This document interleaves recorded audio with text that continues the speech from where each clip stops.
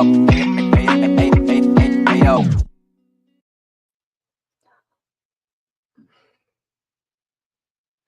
god, hi. I have no thing. Hold on. Hold on. I need to do that. There we go. There I am. Oh my god, hi. Oh, I'm such a hot mess. Here, let me unpin that message. We're gonna go to we'll open up the chat to everyone for now. See how this goes. I am so sorry I'm late. I was like had to run out and do an errand real quick. And I was like, hey, I'm right near Dutch Brothers. Let me go grab they do this like horchata chai moment. And I was like, oh, let me go grab one. And I was in the drive-through and you have like two lanes that merge into one. And one of the guys, he was like the two cars ahead of me, his car died or like was stalling. So none of us could go anywhere. But luckily, some good Samaritans helped him to get his car moving. I have my chais, and they gave me a cinnamon swirl one at no charge. And it's good. It's not a pumpkin cream chai, but it's good. Ooh, let me say hi to everybody in chat. I know I saw a Chef Maiku. I know I forgot to I was rushing to start and I forgot to stop my camera, so I had no face. Gata, how you doing, Chef Maiku? Sylvia L, how are you? Good to see you. Vintage camera girl. Pickle the cat. Oh, is it like a cat cam? Who else is watching Pickle the Cat live? She's giving birth soon. Oh, is there is that like a YouTube channel, or we can check in on that during this if we want.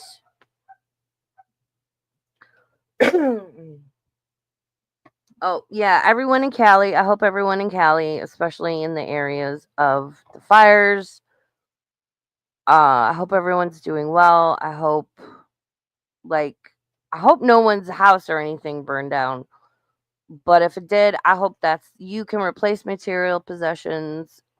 I hope everyone's physically okay, your animals, your pets, your relatives, all that good stuff. Like I've been trying to keep up and watch stuff going on with the fires. It's a lot. It's confusing. It's everywhere.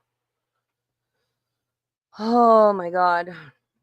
Who else is live right now?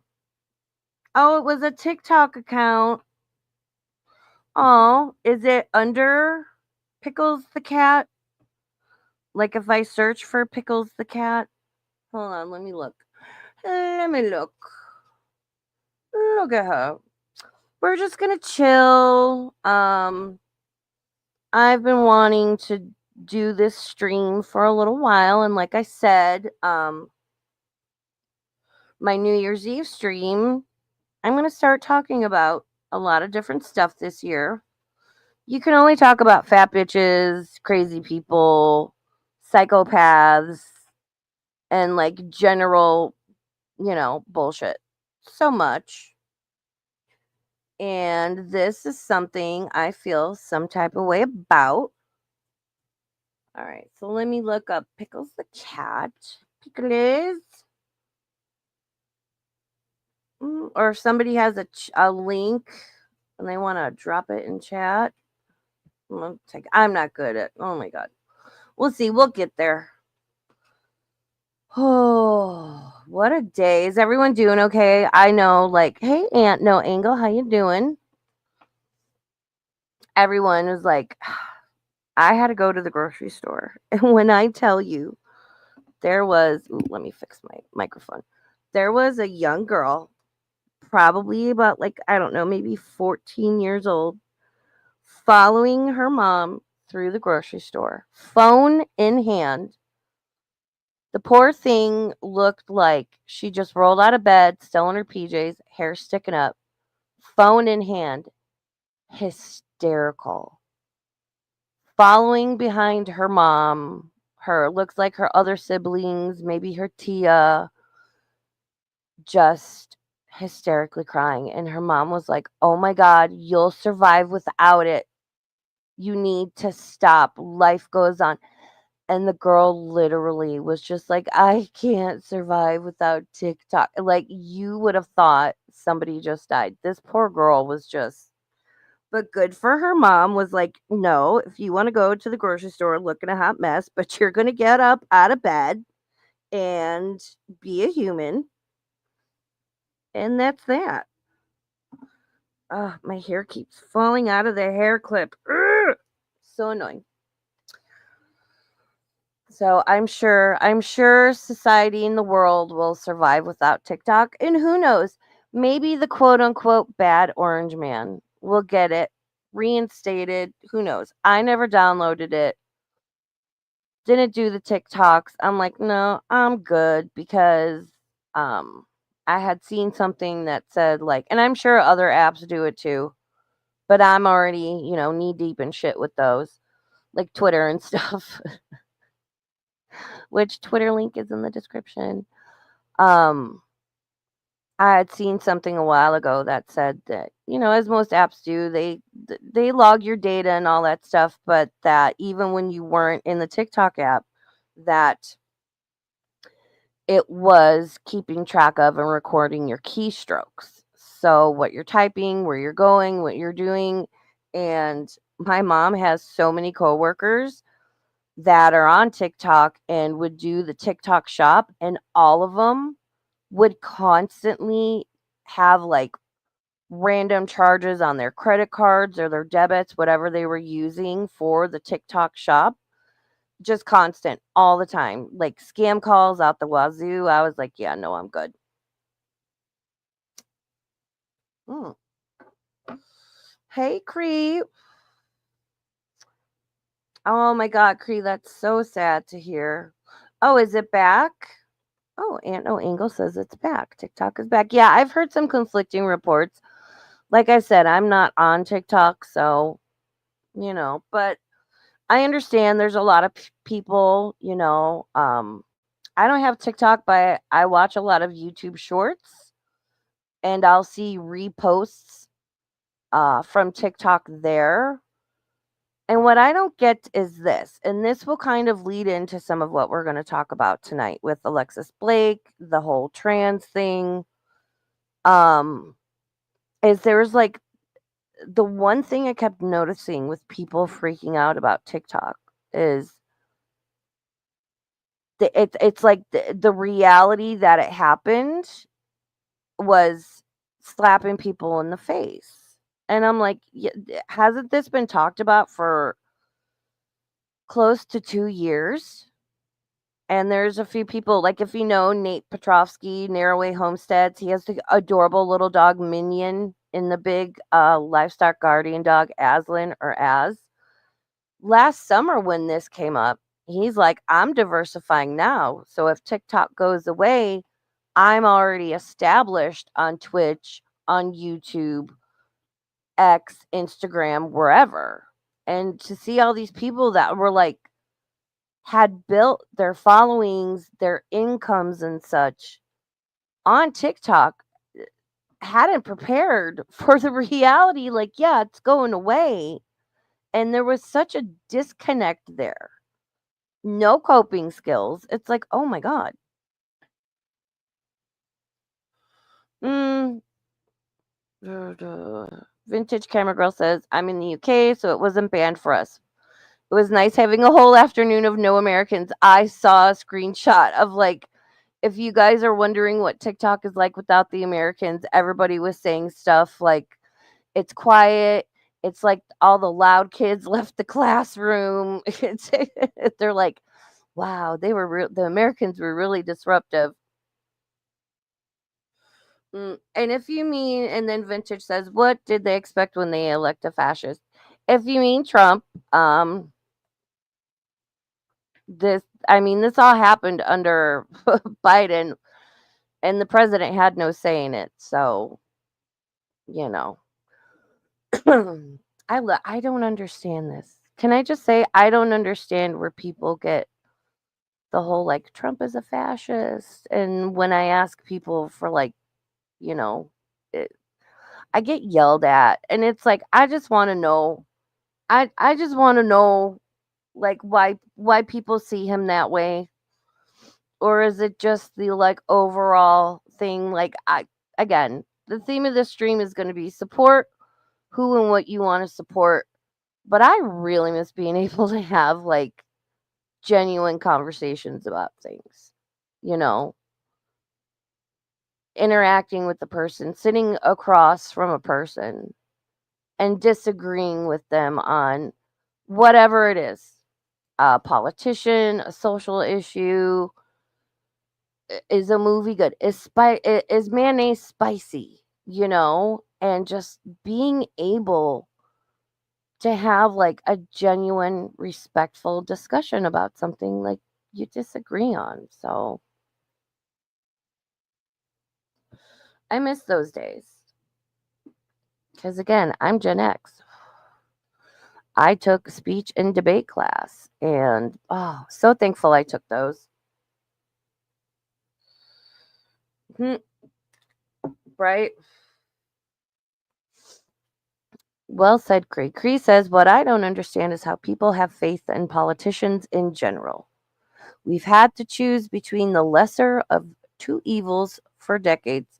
Yeah, you know, I was very open on election night. I voted for Trump because I think he is going to do a better job than Kamala could have done, you know?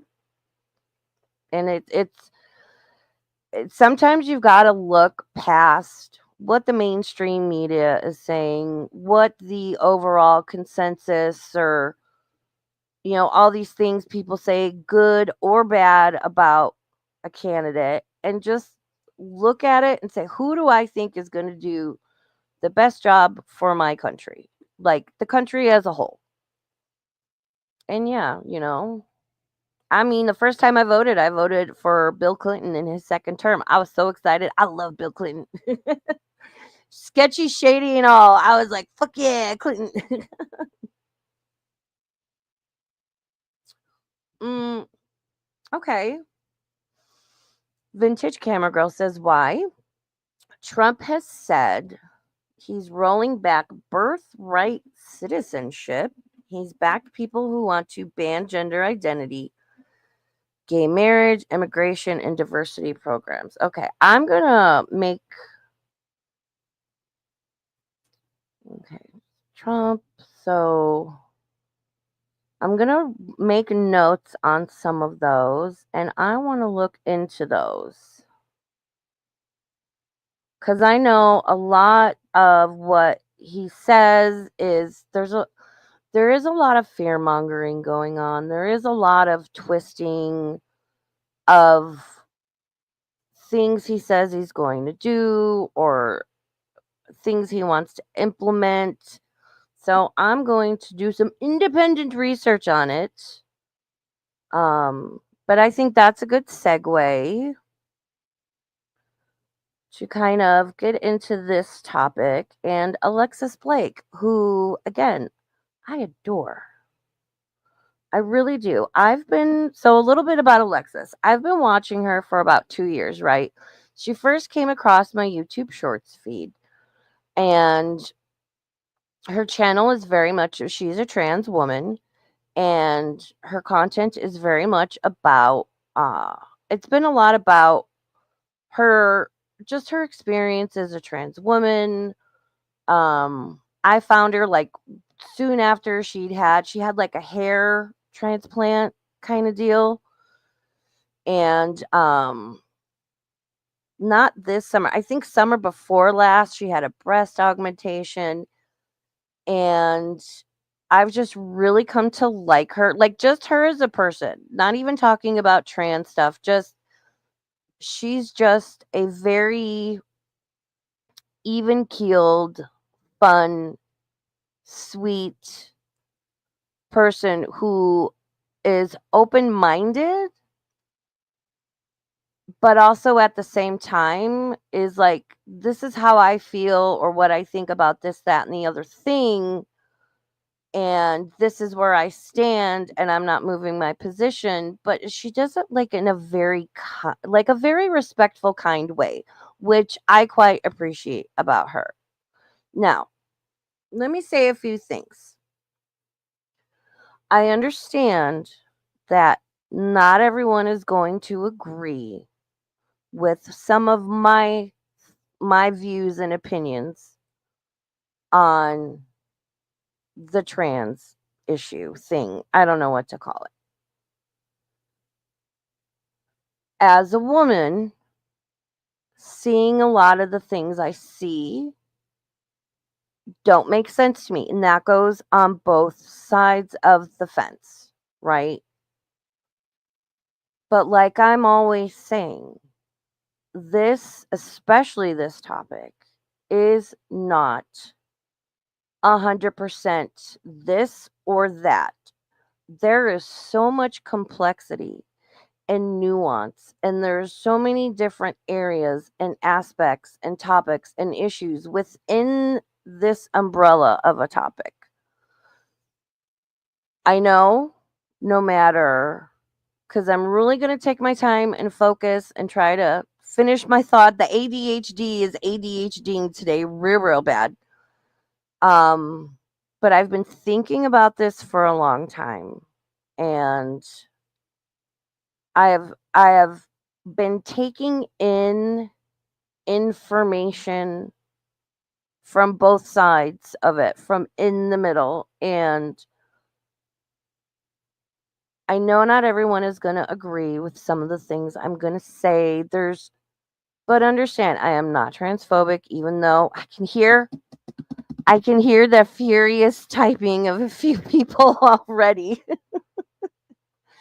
I understand I'll be labeled as such for some of my views on this.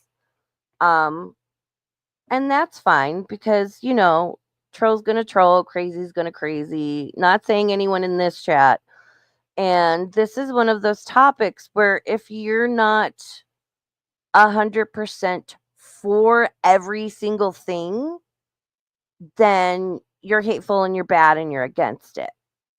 And like I said, this is so incredibly complex.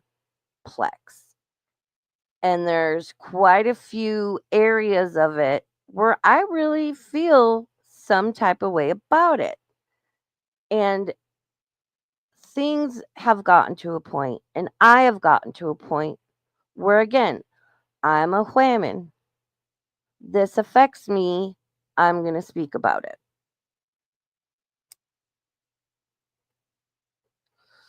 And like always, opposing viewpoints are welcome. Just like I feel about this and other things and have a viewpoint, so do each of you. So do all of you. I just ask that everyone is respectful. And again, I understand this is a very in reactions to this can be intense. So, yes, it is better to have a discussion. And I think it's a difficult discussion to have because like I said, I'm going to sit here several times during this stream because we're going to watch some of Alexis. I have some of her videos, some shorts. I'll get back to giving you more background on her.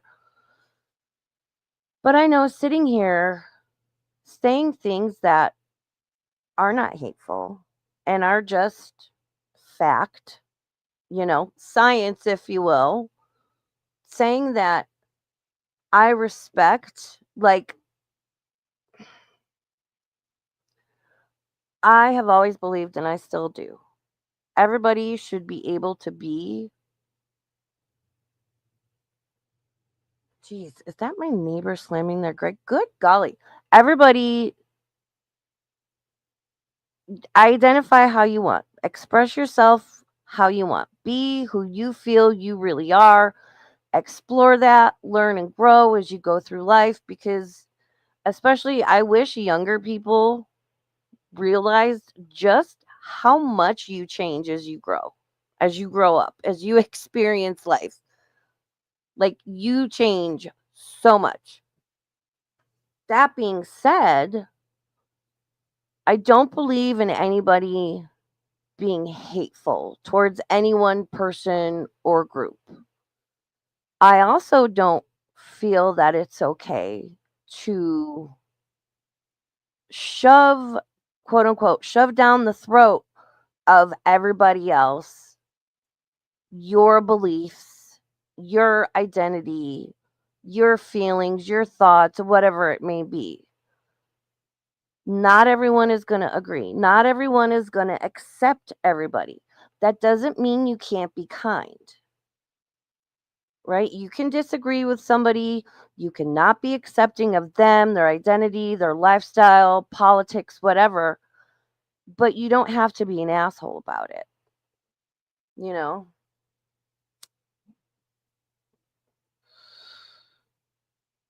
All right. Have a good night, Sylvia. Mm. Oh wait, hold on. Let me catch your comment there because I wanna do my best, like, to interact with chat too, but not get distracted. Cree says, before we get started, two problems I see is open transness is essentially still in infancy, even if it's been around. So things are still needing worked out. Two, the crazies on both sides are the loudest. Well said. I'm not for any extreme stance for against not just the trans thing, but just in general. Like anything. I don't think it's good to be extreme in any sense of the word at any time. Again, I'm a Libra. I've got skills. I need them to be balanced. Like, it's like you'll see as we go along. I just want it known. Like, no, and I know people are going to twist it. I'm not transphobic, okay? There are a lot of people, I think, diving under the trans umbrella that aren't trans.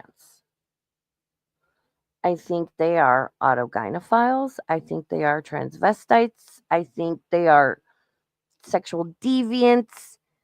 And that makes me mad because from what I've seen, from what I've gathered, that then reflects poorly upon trans people that are legitimately trans, um, and have been diagnosed with gender dysphoria. This self ID thing that's going on, I think, is extremely irresponsible and dangerous because back in the day, like when I was growing up in like the 90s and stuff, in order to have like anything medically done, you had to go through a pretty a pretty intense process of getting diagnosed with gender dysphoria. And even then, my understanding is you were required to go through more therapy, make sure it wasn't another issue like autism, OCD, any other thing, right? And again, I'm just talking as your average person here, which most of us are just average people. But there was a process you had to go through because, like, you had to live for a year or whatever. You would be required to like live for X amount of time, is whichever sex you identified with. And the whole point of that was to make sure that this person, right? Because ethics in medicine and psychiatry and just as a whole used to be a thing. It was to make sure that this was what was actually going on, the gender dysphoria. Like I said, it wasn't something else. And the self ID system is so dangerous because you have a lot of, especially younger people, that they're being sold this promise of like, oh, well, you can't just be a tomboy anymore. No. If you're a masculine girl, a masculine female, no, now it's oh no, you must be trans then. And you're unhappy because you don't know you're trans. And if you do all of these medications and start doing surgeries and interventions that are permanent, not reversible, which is so fucking scary to me.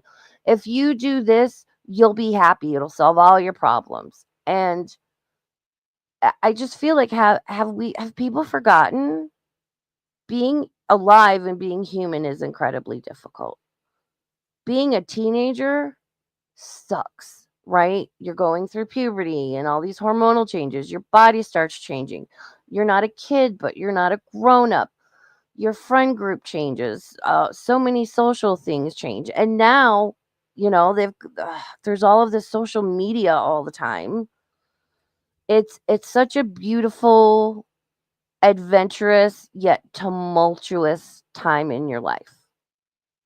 And I'm getting ahead of myself. But it's just that's why I say there's so much to this. But for me to sit here and say something like, a trans woman is a trans woman. A trans woman is not a woman.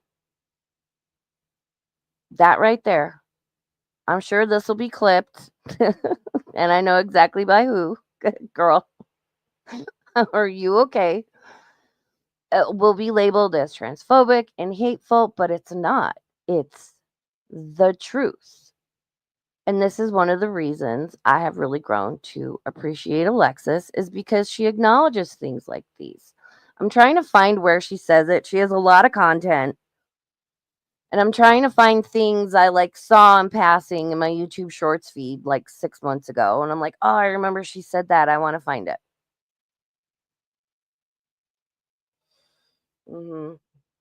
Yeah, see, Vintage Camera Girl says, yes, this is why advocating of allowing children to play with gender is important.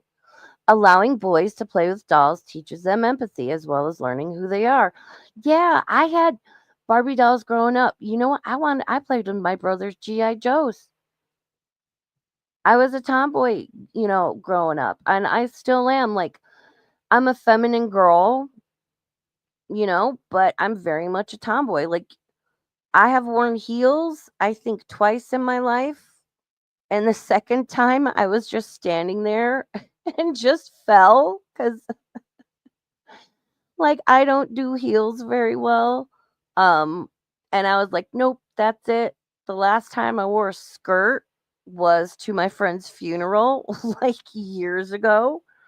I'm a masculine, uh, I'm on the masculine side of feminine. I'm a tomboy, but I love my hair, I love my makeup, my nails are always done.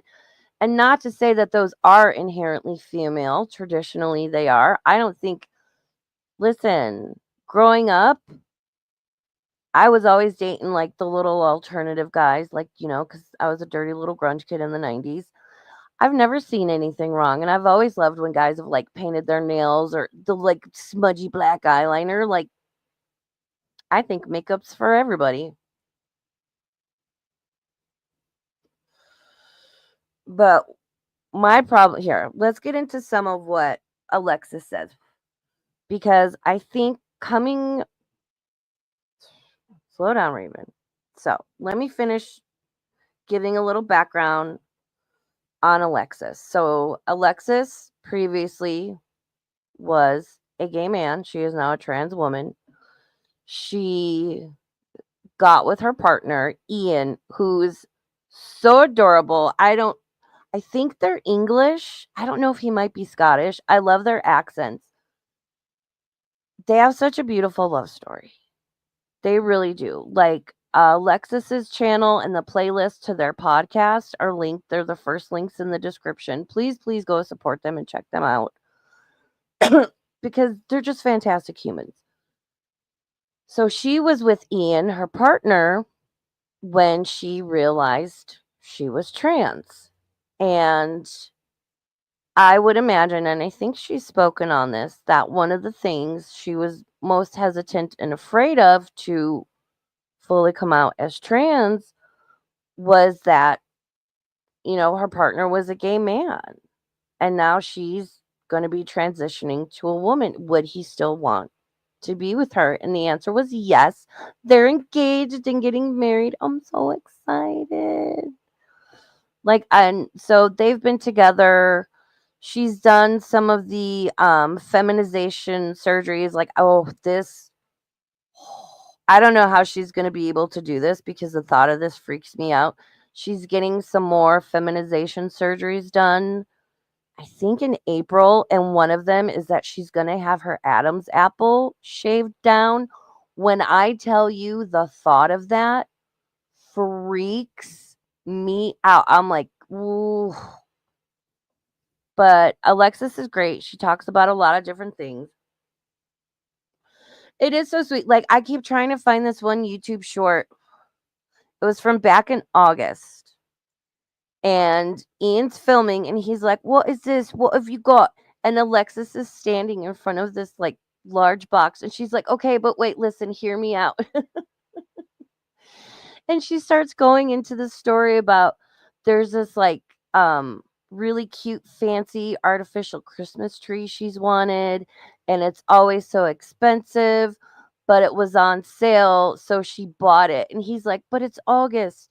We don't need a tree yet." And she goes, "But it's usually like 700 pounds and I got it for half price." And he's like, "We don't need to be spending the money." And she's like, "But no, I saved $350." And she looked at him and just went, "It's girl math." I laughed so fucking hard. And I was like, I love her. I love her so fucking much. She's like, "But listen, it's girl math." And I was like, she's not wrong. So let's get in. I have some of her videos. Like I said, there's so many to go through, and I had a playlist. Anyone let me know. Have When you go to make a playlist or like the YouTube playlists have been wilding out. Like I can't just type a word it. I type in like 3 letters and it self erases. It's the weirdest thing.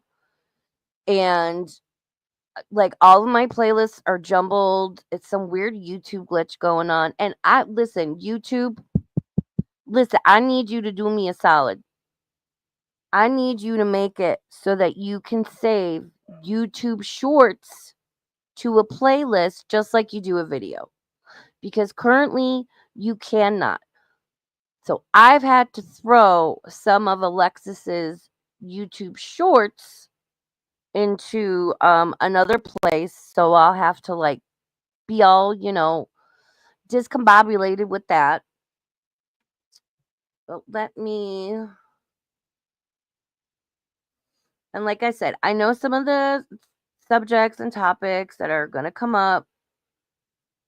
I know this is an emotional topic, right? So I want to start with one of the longer videos. This one is Are Women Being Erased? Piers Morgan Debate. Trans Woman Reacts. Okay.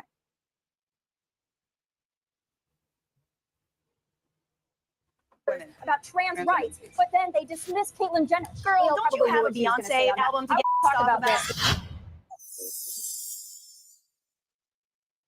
Hi guys and welcome back to the channel. My name is Alexis Blake and if you are new here, hello, I am a trans woman and I share my life stories and opinions on social media. So welcome and let's just dive right. Isn't she so cute? Isn't she fucking adorable? And I'm not just talking about she looks like a woman and she can quote pass, which is one of the shorts or videos I have because, I think my understanding is that is quite a touchy topic within the trans community is the whole passing not passing thing and like all the places that branches into, but just her energy, just the way she carries herself is like I want to share a latte with her. Girl, can we share a sandwich? Into this video, are women being erased? So I do want to do a little prerequisite before we go into the video. I don't like to talk too much about how women feel or what women feel, because I am very clear in the mindset that I am a trans woman, which is different to a woman, which is absolutely fine. And I have no qualm in saying that. I am born a biological male. I've transitioned and become a trans woman, but I'm not a woman. But I'm going to give my opinion on these issues because they are relating to. It's things like that. It's her constant understanding of, I am a trans woman. I have an experience as a trans woman. There's some things where there's one short we're going to watch that infuriates me to my core. And the amount of trans women who listen, I will respect you as a trans woman. The amount of trans women who are biological males that I have seen come across my feed lecturing women, I'm a woman, lecturing women about women's health issues and reproductive issues, right? Anything to do with our menstrual cycle, how our body works, claiming to have a period. That is not possible and it's not a thing. And I personally find that to not only be like offensive, is that the word? I don't know. Like offensive, but mind-boggling. And I will like I don't want to get into too much like, girly stuff detail. I'll do as much as I need to do to get my point across. There are many more hormones, and it's a very complicated orchestration of said hormones that go into a woman's menstrual cycle, not just estrogen. We'll get on to that topic. Trans women in certain aspects. So let's dive right in. I also want to mention as well, the first sort of video of mine that got a lot of views, let's say, was a TikTok talking. I'm sorry, I'm just seeing this. Hold on. Oh my god. My chat froze on my phone. All the chats have been freezing on my phone. I hate when YouTube updates because it's like everything glitches out and it's so weird. Annie, thank you so much for being a member for 8 months. She says, despite my chicken strips being constantly fucked, I'm still here for my favorite burb. Thank you so much. Sarah K, how you doing? And I'll throw in a fuck you chicken strips just for Annie. Oh, and I need to research this whole biological men taking some sort, I don't even know what the medication is, so that they can chest feed babies.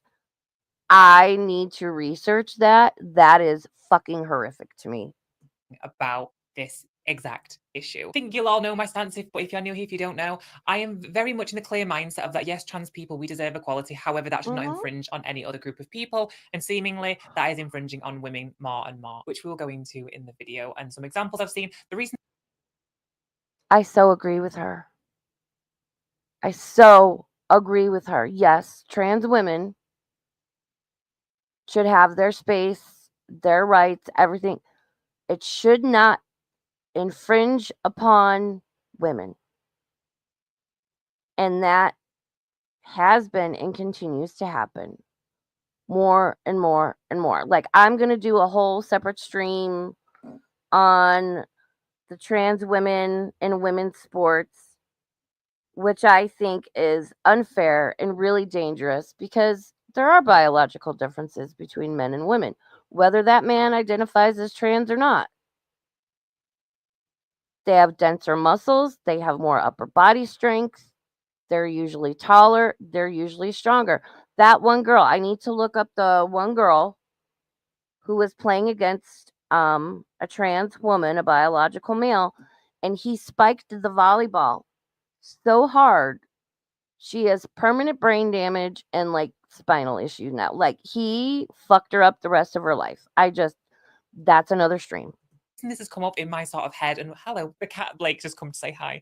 And the reason this has come up, I've just been seeing more and more pop on social media again, different interviews, different people talking about it. So I'm going to put my 2 cents into the mix as well as a trans woman myself. So let's go. The first video we're going to be reacting to is none other than Piers Morgan. It's an interview he had on his show. I think it's Piers Morgan Uncensored. So let's watch a few clips and give my response. Your guests sit here and they cry boo-hoo tears about trans rights, but then they dismiss Caitlyn Jenner. Girl, don't you have a Beyonce?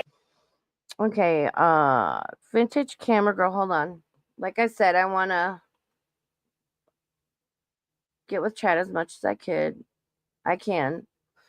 So vintage says, I did as possible. The hormones they're put on do create period symptoms, like making the ab muscles contract. I've heard that as well. Been told that in conversations with other people. My issue is a trans woman saying they're having menstrual cramps, because menstrual cramps are a result of your uterus contracting to push out the lining of the uterus. And usually, sorry guys, sorry sorry, but you know, like I said, I got it science. My issue lies in, not that them saying they're having like abdominal cramps of some sort, that they're claiming it's menstrual cramps, which is not possible. You know, there's no uterus, there's no lining to be shed, there is no uterus that's trying to cramps result, because you know, you get like clots and stuff when you have your period and your uterine lining is shedding. And that leads into other trans women, aka biological men, that also claim to have endometriosis. There's the new one that's saying they have PCOS, and it's like, it's not possible. So while there may be again, I'm going to write this down so I can look more into it, because I like did some research some time ago, but it's been a minute and y'all know how much of a mess I am. So, but I thank you for bringing up these points. And, you know, like this is what we're here to talk about. I want to have a conversation. I want everyone to share their thoughts and feelings. I thank you for sharing this with me, you know, because there's still a lot of room for all of us to learn, especially me. And if I'm going to be sitting up here talking about it, you know, all right, so trans period symptoms. If vintage, if you're on Twitter, feel free to like at me or DM me like any resources, any channels, be like, hey, watch this person, they talk about it, because I'm down. Like, I appreciate it.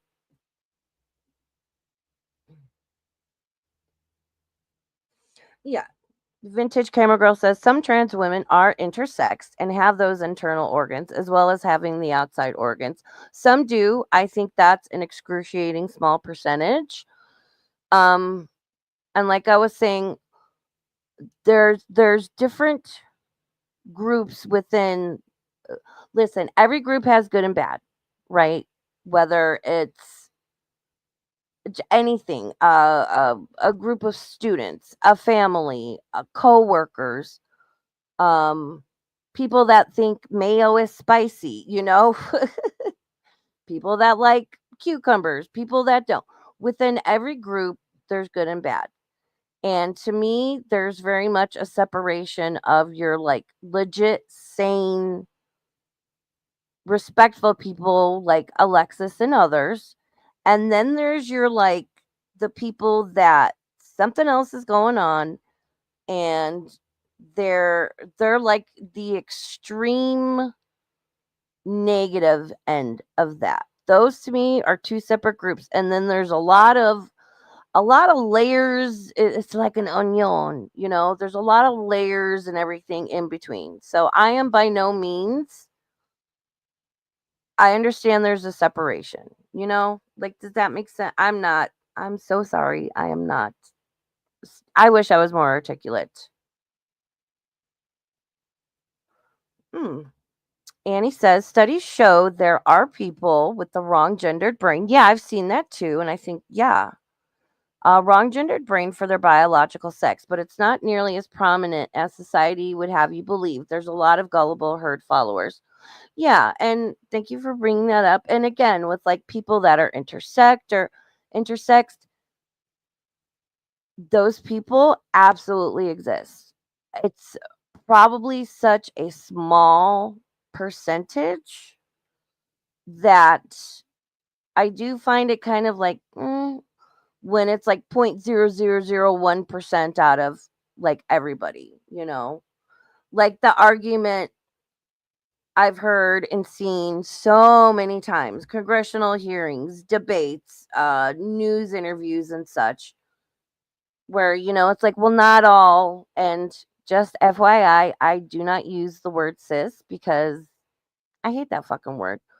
I just say women. Saying like, well, not all women can have children. I don't think it's a valid argument or justification because it's you're taking like such a small percentage, such a one off, and some people use it to like generalize the whole topic, and it's yeah. Album to get talk about this. Teenage runner Aiden Gallagher became the Oregon girls 200-meter state champion last week, posting one of the fastest times in the state's history with a remarkable display of power and stamina. As Aiden crossed the finish line, many of the watching spectators loudly booed. Well, the same thing happened when Gallagher received a gold medal on the podium, but the runner-up was loudly cheered when she received her silver. And there's an explanation for all this. Gallagher is a transgender athlete, was born a biological male, and therefore has a vastly superior physiology to show for it. And as viral video clips from the race show, Gallagher towered over many of the competing girls, displaying greater height, power, and speed that frankly made a mockery of any pretense to fairness or equality. The reaction of the crowd is a small moment in the grand scheme of things, but it might prove to be extremely significant. A couple of years ago, it would have been very different. This would have been hailed as he led his progressive symbolic victory for inclusivity and tolerance. And now mainstream opinion is finally waking up to what is honestly insane. World Athletics has banned trans athletes who've been through male puberty from competing against women. But the state-level bureaucrats are miles behind the Oregon authorities, so they define a woman based on their consistently asserted gender identity. But honestly, that's just disingenuous bullshit. Okay, we're jumping off at the deep end here. So what we just watched was a clip from I believe it was a high school or college level sort of race. It wasn't like professional Olympic sport, but it was still sport nonetheless. And the trans woman did win. First question you might be asking, Alexis, as a trans woman, do you agree with trans women competing in women's sport? And the short answer is no. Sorry, it's just my opinion. If you don't like it, that's absolutely fine. We all have different opinions. It doesn't mean one's right or wrong, but there is genuine reason for that. And I'm not just saying this to like be pick me or try and pander to a certain demographic of people. I'm just giving my genuine opinion online. This is coming from me, someone who I was a dancer before transition, and I would say. How do we feel about that? Because I feel I agree with Alexis. I think that biological males, especially those that have gone through puberty, should not be participating in female sports. I think they have not just an unfair advantage because, again, there are, biological differences. Like I said, they tend to be taller. They have more upper body strength, more muscle mass. Like the muscles are denser. There are biological differences, and there have been more than a few cases. I mentioned the volleyball player where it's a safety risk. Then you've got the whole aspect of having that player in the female locker room, which I don't know. And I do. I feel like some trans women are, I think people call it transplaining. It's like another version of mansplaining. And with a lot of this, trans women, aka biological males, and I'm referring to again the autogynephiles, like the deviants, the not people that are not like Alexis, where they feel justified to come into our protected spaces, and some of them are really, it's off-putting, right? Because I don't know that especially men don't understand that as a woman, from the time we are little girls, it is ingrained in us. We are trained, to be vigilant. We are taught to be aware. Is there anyone in the bathroom, the locker room, the changing room? Are there any men in here? Are there any boys in here? If so, danger, Will Robinson. Red flag goes up. We're immediately like, why are you in here? They're not supposed to be there. And that's why I appreciate Alexis. You'll hear her say as we watch her in this stream and others, where she has said, I'm a trans woman. And, she even acknowledges, she's like, 98% of the time, she says she passes as female, but she understands and she has said, I am still a biological male.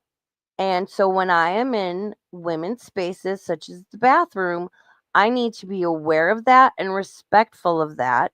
But she also acknowledges, like, I appreciate her being like, I need to be respectful of the space I'm in, but I also deserve to be respected while I'm being respectful in that space. And that's one of the things I really appreciate about her. I think it was an athlete, but I was very fit, very in shape, and I loved my job, and it was part of my life, and I gave that up to transition. So I know what it's like to give up your career for being transgender. And do I think that male athletes, if they transition, should give up their career? I kind of do. There is this argument, and it does bother me a little bit. So some people argue, well, when you go on hormone replacement therapy, you do reduce in muscle mass, which is true. I do agree with that. My muscle mass has gone down a lot. I used to have triangles here and bigger arms, and it has gone down a lot. However, it hasn't gone down to the extent that I would say my muscles now would match what I would have if I was born biologically female. It's different. It is different. And the thing is, if you're an athlete and you transition from male to female and you go on the hormones, but you continue to train, your muscles will not reduce as much as someone who, say, doesn't work out at all. So that's also just look at this picture. Look at the picture. It's a biological man and a biological man's physique, and it's just different, and it does make it unfair. And do I think that is erasing women in some way? Yes, I do think it is. I think it is genuinely unfair. Again, with Leah, there's, oh God, the Leah Thompson and what's her name? Riley, is it Riley? The swimmer issue, which I think sports in general would be an interesting stream to do on this. I'll have to find some stuff for that. I do. I feel as a woman that in general and in some specific areas sometimes I feel like myself and other women, like, we're being pushed out, we're maybe being replaced, we're being othered, and there's also this pressure and expectation of, if you don't let me into your space, I'm a trans woman, if you don't let me into your bathroom, your locker room, your space, especially the ones that are like, I'm going to be real specific here. Like, there's that one dude, he's clearly like in his 40s, grew his hair out a little bit, slapped on a dress and said, I'm a woman. And if if you don't like threaten physical violence, if you don't let me in your bathroom and I'll go where I damn well please. And it's like, those are the people I have a problem with, not the Alexis Blakes, right? It's just that to me is like something else is going on.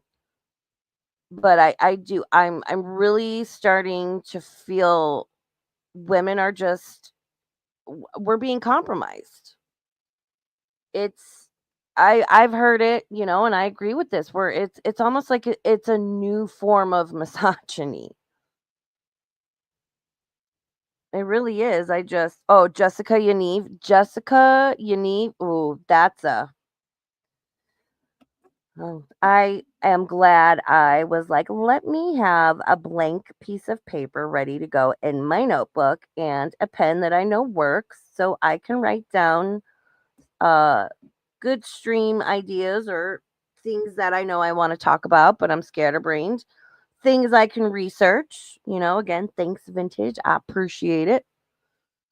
And again, I think her take on this is it's very reasonable. And I know one of the reasons I do like her, of course, it's biased because I agree with a lot of what she says and her viewpoints. Thomas, the Olympic swimmer, really tall, very broad, muscular trans woman who beat everyone by a landslide. Was it unfair? Absolutely. Yeah, and let's see. Okay, sorry to pause again, but Vintage brought up a good point. Vintage Camera Girl said, but yet no one ever mentions trans men. Why? Because men are seen as the blueprint of human and women are mutations, except it's the other way around. Maybe. Could be. I also think, if you think about it, a trans man is a biological woman. I think while uncomfortable, there's a different connotation there.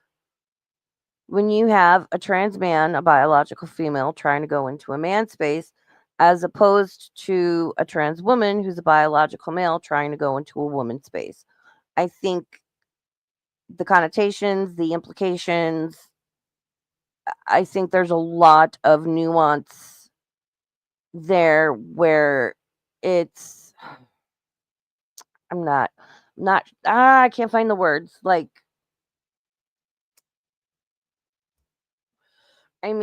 take your average woman, right? Trans man. Say they're 5'6", small frame, going into the man's bathroom, you know.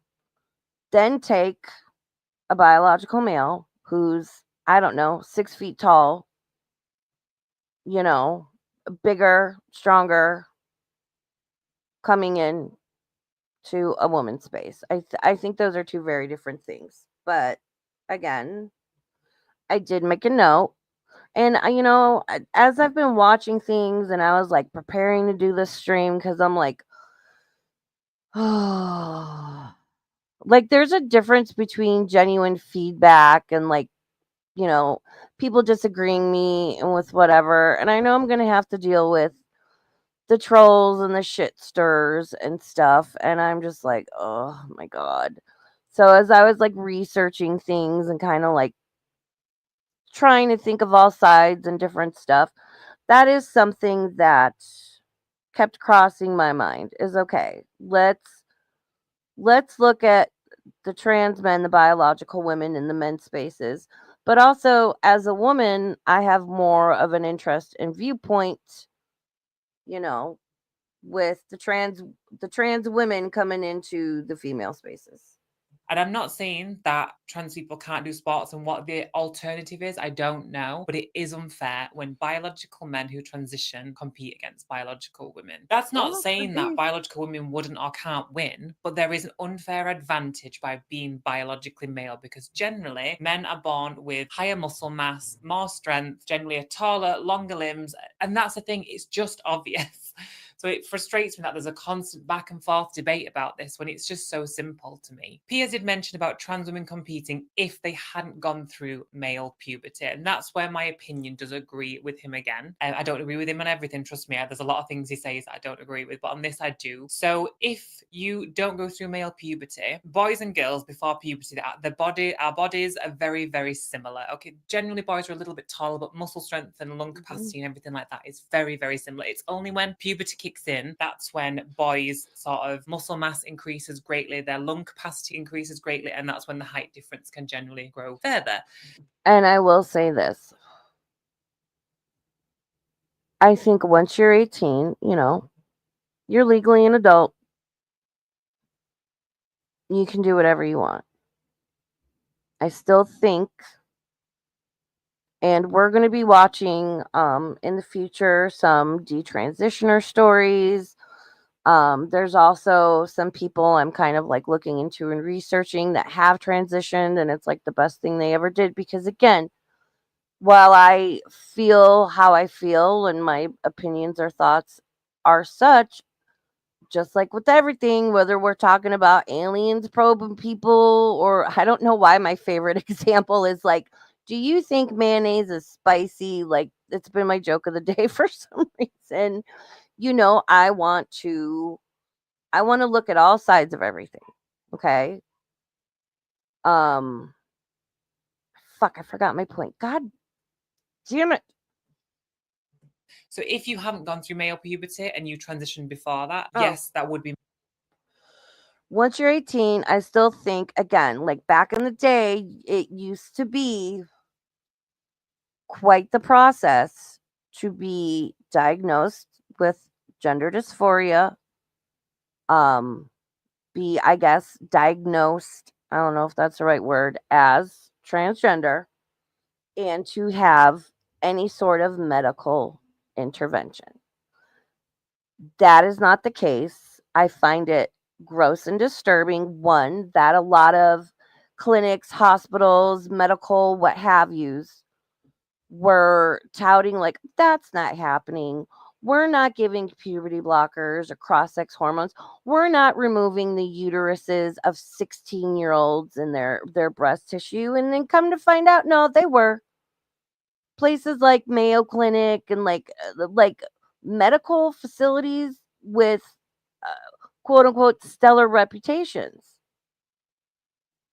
And I know people have probably seen, everyone's been in a huff about it, about the disabled girl that had her breasts removed because she identifies as a male, and people are up in arms about it. I wasn't, and I'm not, because my understanding is that that person has cerebral palsy. So while their speech and physicality is affected, they are intact mentally. I still don't think it's right, but I'm not like, oh my God. Like, again, it just, I take a step back and I'm like, okay, let's let some more info come out. Let's find out more. Just kind of see what's what. I'm not a reactionary person. I like to take that step or two back and just kind of let it marinate, find out more information and see what's what. Now, and this will be a whole fucking stream on its own, and I will get upset and I will be like, bruh, bruh, bruh, bruh, bruh. Stop with the kids. Stop with the kid. People want to run around, right? The same people that are saying trans women are women. No, they're trans women, and that's fine. A lot of them are in the same group that are like, your brain's not fully developed until you're 25. So if you kill somebody at 22, your brain's not fully developed. You shouldn't be, held accountable or get life sentence because your brain's not fully developed. Are the same fucking people that think an 8, a 10, 12, 14, 16-year-old have the wherewithal to self-identify and consent to permanent medications and surgeries. That needs to stop. That needs to stop. Be much more fair, in my opinion. So is there a grey area with trans women competing in women's sports? Possibly. How that is determined, I don't know. I'm not a scientist. I don't know this field specifically, but that's just one thing I'd like to mention as well. Let's watch some more because I know it's about to get dramatic. Yes, trans people deserve the same rights and respect. Yeah, vintage. I've started to, because so I have a small outpatient procedure tomorrow, which is why I'm trying to get the stream in today. And I'm might be down for a day or two, and I've started and will continue to delve deeper into puberty blockers, hormone replacement therapy, and everything, because I'm finding so much conflicting information, and I'm just trying to sort through it all and figure out what's what, because I am finding everything on both ends and in between that say it's reversible, it's harmless, it's fine. And then the next article I'll read is like, it's not. And then the third one is like, we don't know anything. This is an experiment. There's a lot to sort through, but I am I am looking into it to try and sort through it so I can talk about it. It's so much. As everybody else. They should have fairness and equality. Should have the same human rights as me. You can't consistently assert the massive physical differences that come from being born male or female and compete in sport. Those rights cannot come at the expense of women's rights to fairness and equality in their own sport. Now, for years, anyone prepared to speak up about this, like me, was instantly shamed and vilified as a transphobe. And the reaction of the crowd in Oregon, which is actually skews more liberal than conservative, shows the silent majority might finally be fighting back, letting their feelings be heard loud and clear. Okay, I think you can have an opinion that opposes things like trans women competing in sports and not be transphobic. I would say I'm not a transphobic person, being a trans woman myself. I understand. See, and this is something else that bothers me. Again, if you don't agree or agree with everything, as outlandish and nonsensical as it may be, or even if you don't agree with you know if you don't agree, if you disagree, and you don't just accept and swallow the rhetoric that is very much being forced upon people, forced down our throats, you're labeled as transphobic and you're hateful, you're a bigot, you're this bad thing and that bad thing. And again, you watch, certain people are going to glom onto this and they're going to go running with it. Oh, Raven's transphobic. Yeah, well, okay, sure. Sure I am. But it's like, but I'm not. And again, all I can do is try and lead by example and sit up here and say, I don't know everything. This is how I feel and what I think. These are things that bother me. These are things I support. This person seems like a nutter, but someone like Alexis, girl, I got you.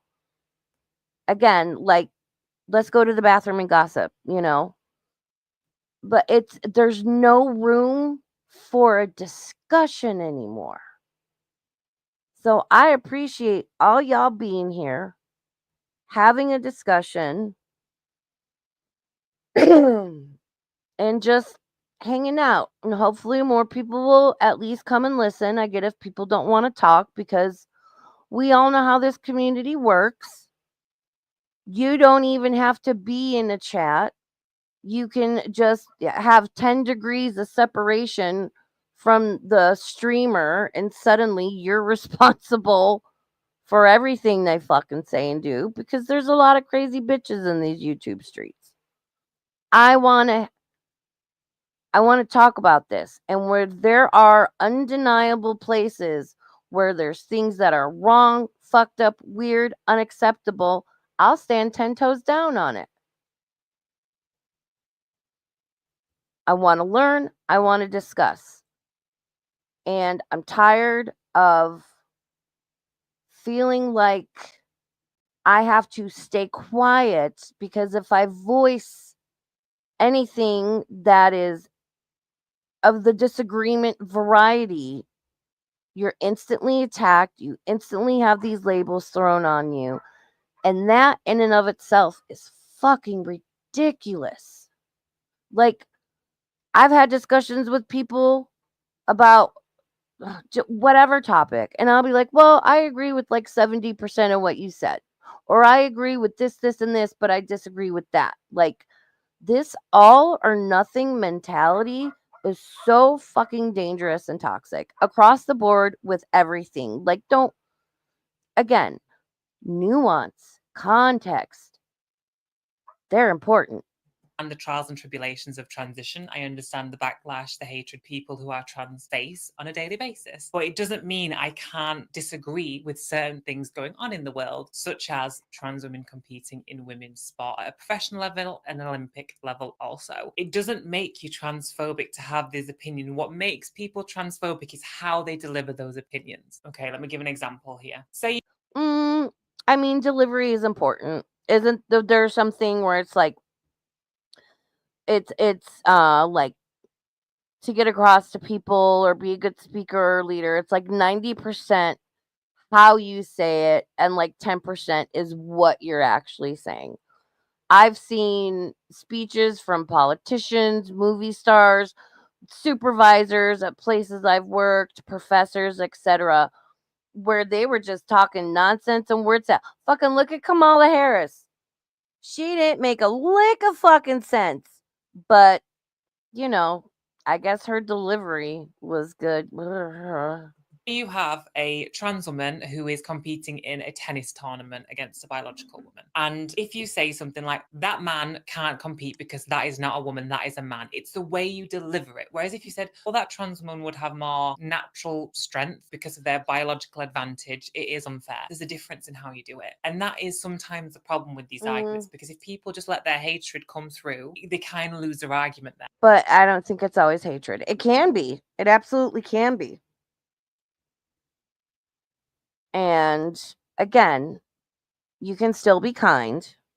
And I think context and nuance are one of those situations. It matters, you know.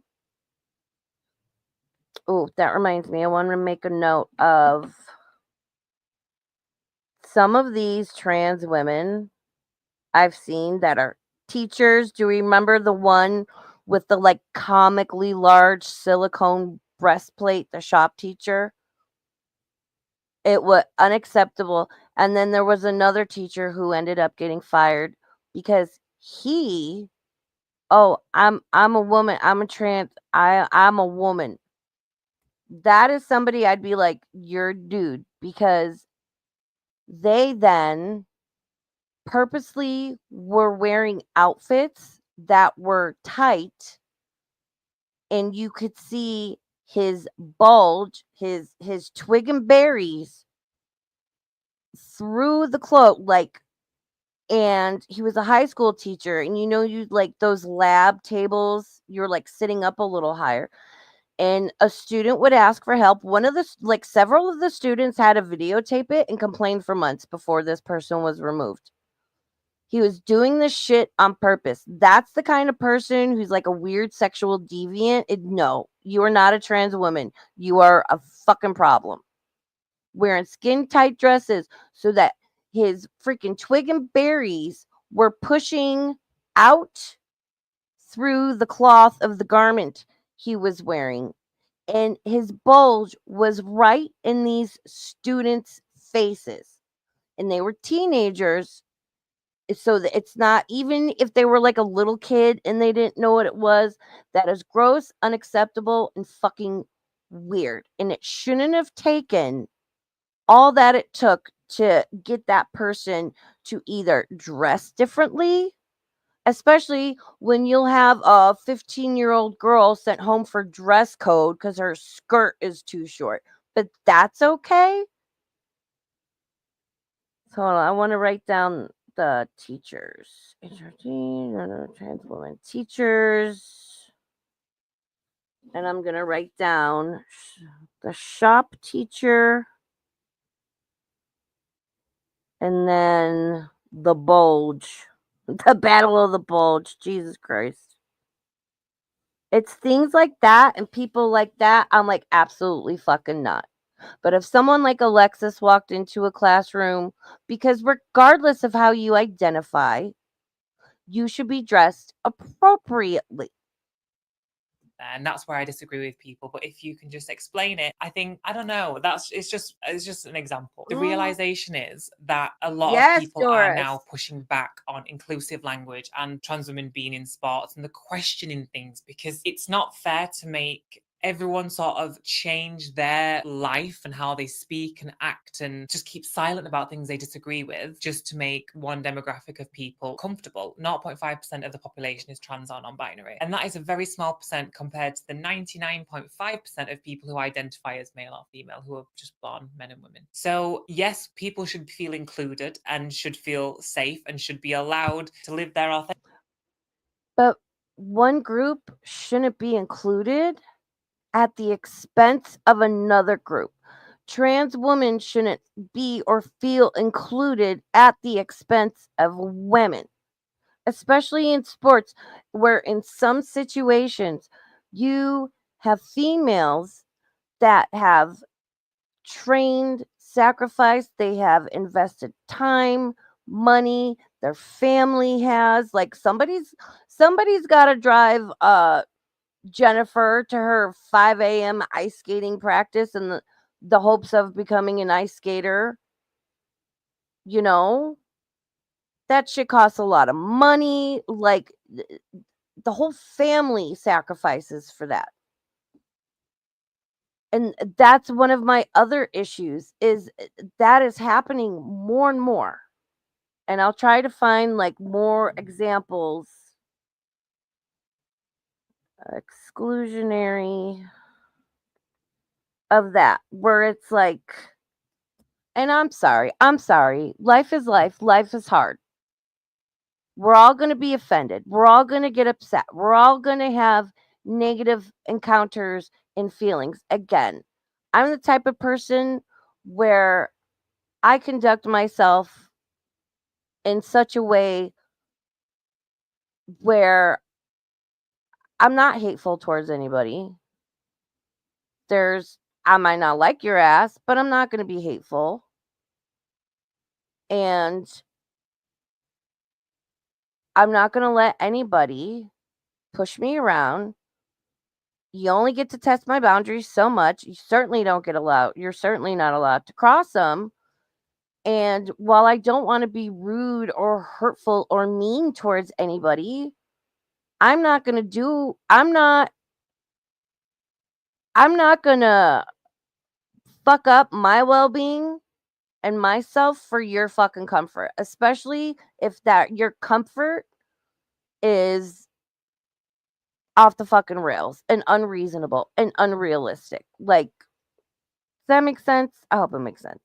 Authentic life, but not at the cost of infringing on women or men as well. It's a really hard one because I want trans women to be included and I want trans women to feel like they can do anything they want to do. And I completely get that. But at what cost? It's not fair. And I also I just kind of look at like Leah Thomas, you know, the swimmer who I spoke about earlier. She beat everyone by a landslide in that race. And I just think, can you not look at yourself in a mirror and feel any sort of...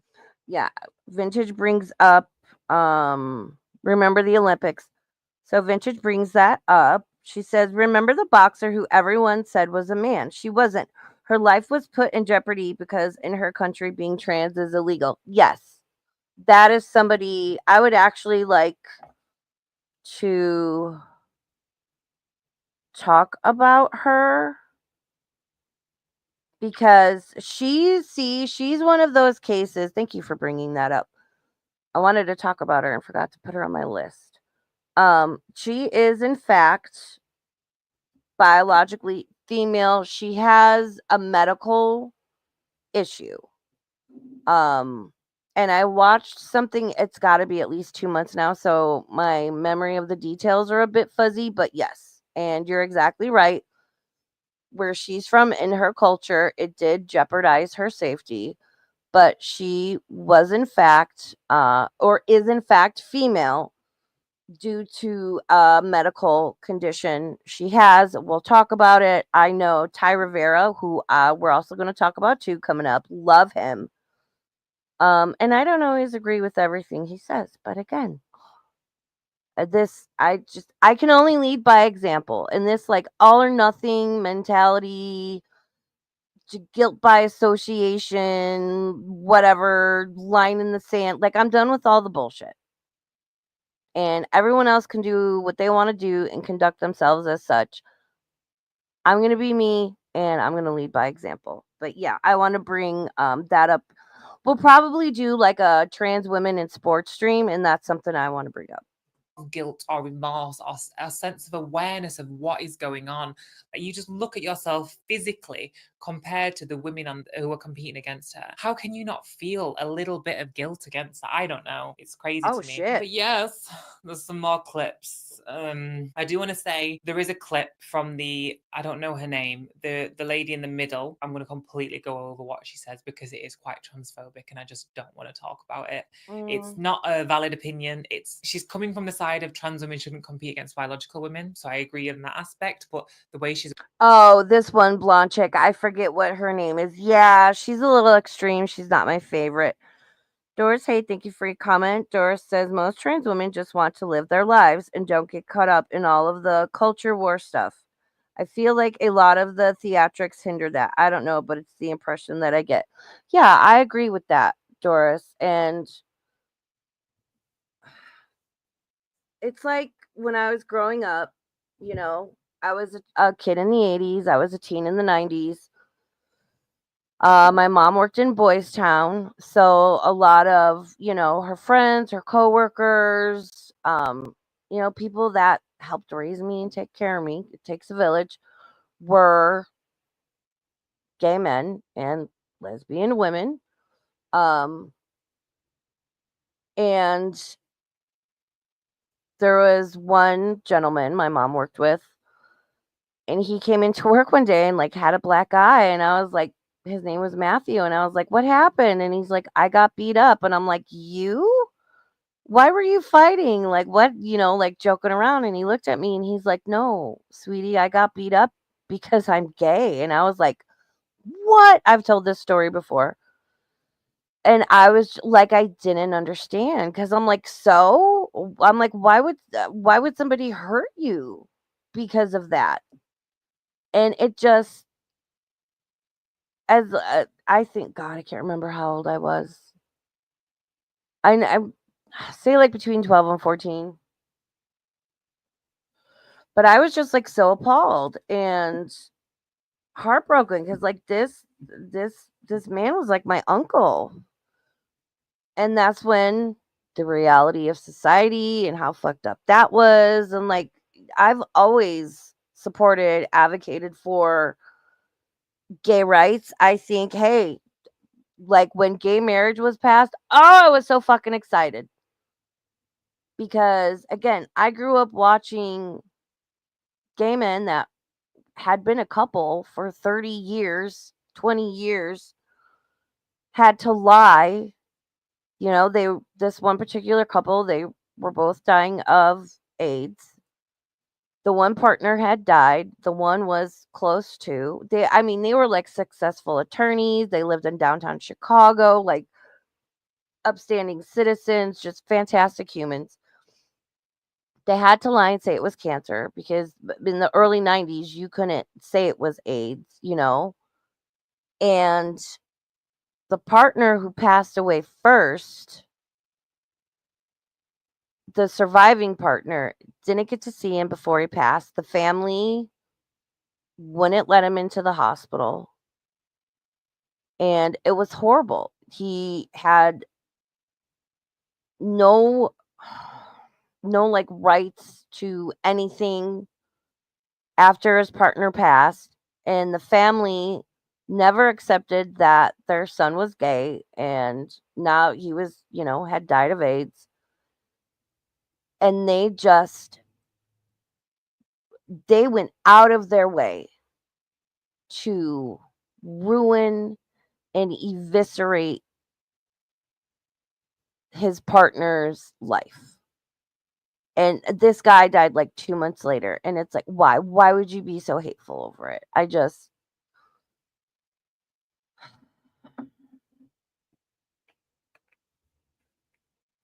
I think, hey, if you want the government involved in your relationship, have at it. Like, go for it.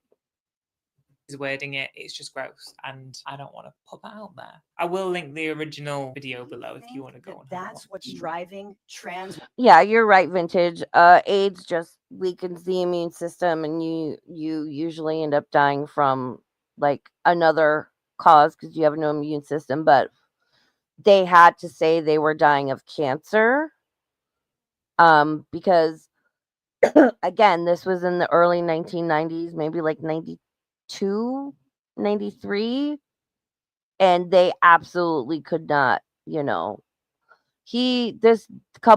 gentleman would go into where my mom worked, and we saw him in Woolworths one day, and his partner had passed, and he saw us, and he hugged my mom, and he was like, "This is probably the last time you're going to see me." And he's like, "I need to confess something." He's like, "I'm not dying of cancer. It's AIDS." And I felt so bad for him. Obviously, it still affects me because I've brought this up on more than one occasion.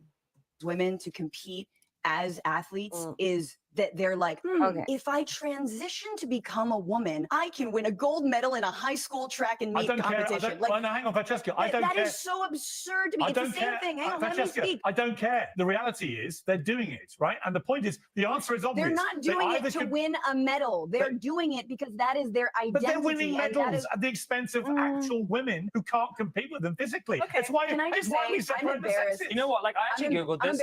Hang on. I'm embarrassed to be a woman when I see women freaking out about trans women winning one out of so many competitions. It's not just one. Okay, it's happening in swimming. But that one competition could mean everything to a woman. Again, that's been training for years and has sacrificed time, money, like, especially a lot of teenage athletes and athletes in their early 20s. They forego their homecoming and their proms, all of their normal teenage experiences, hanging out with their friends, because they dedicate everything to their sport. And I'll say this, intention is near impossible to prove, right? And I think intentions matter. So I don't know. Do some trans athletes, are they saying they're trans, whether a trans woman or a trans man, where sports are concerned, because they'll have an advantage? I think that goes.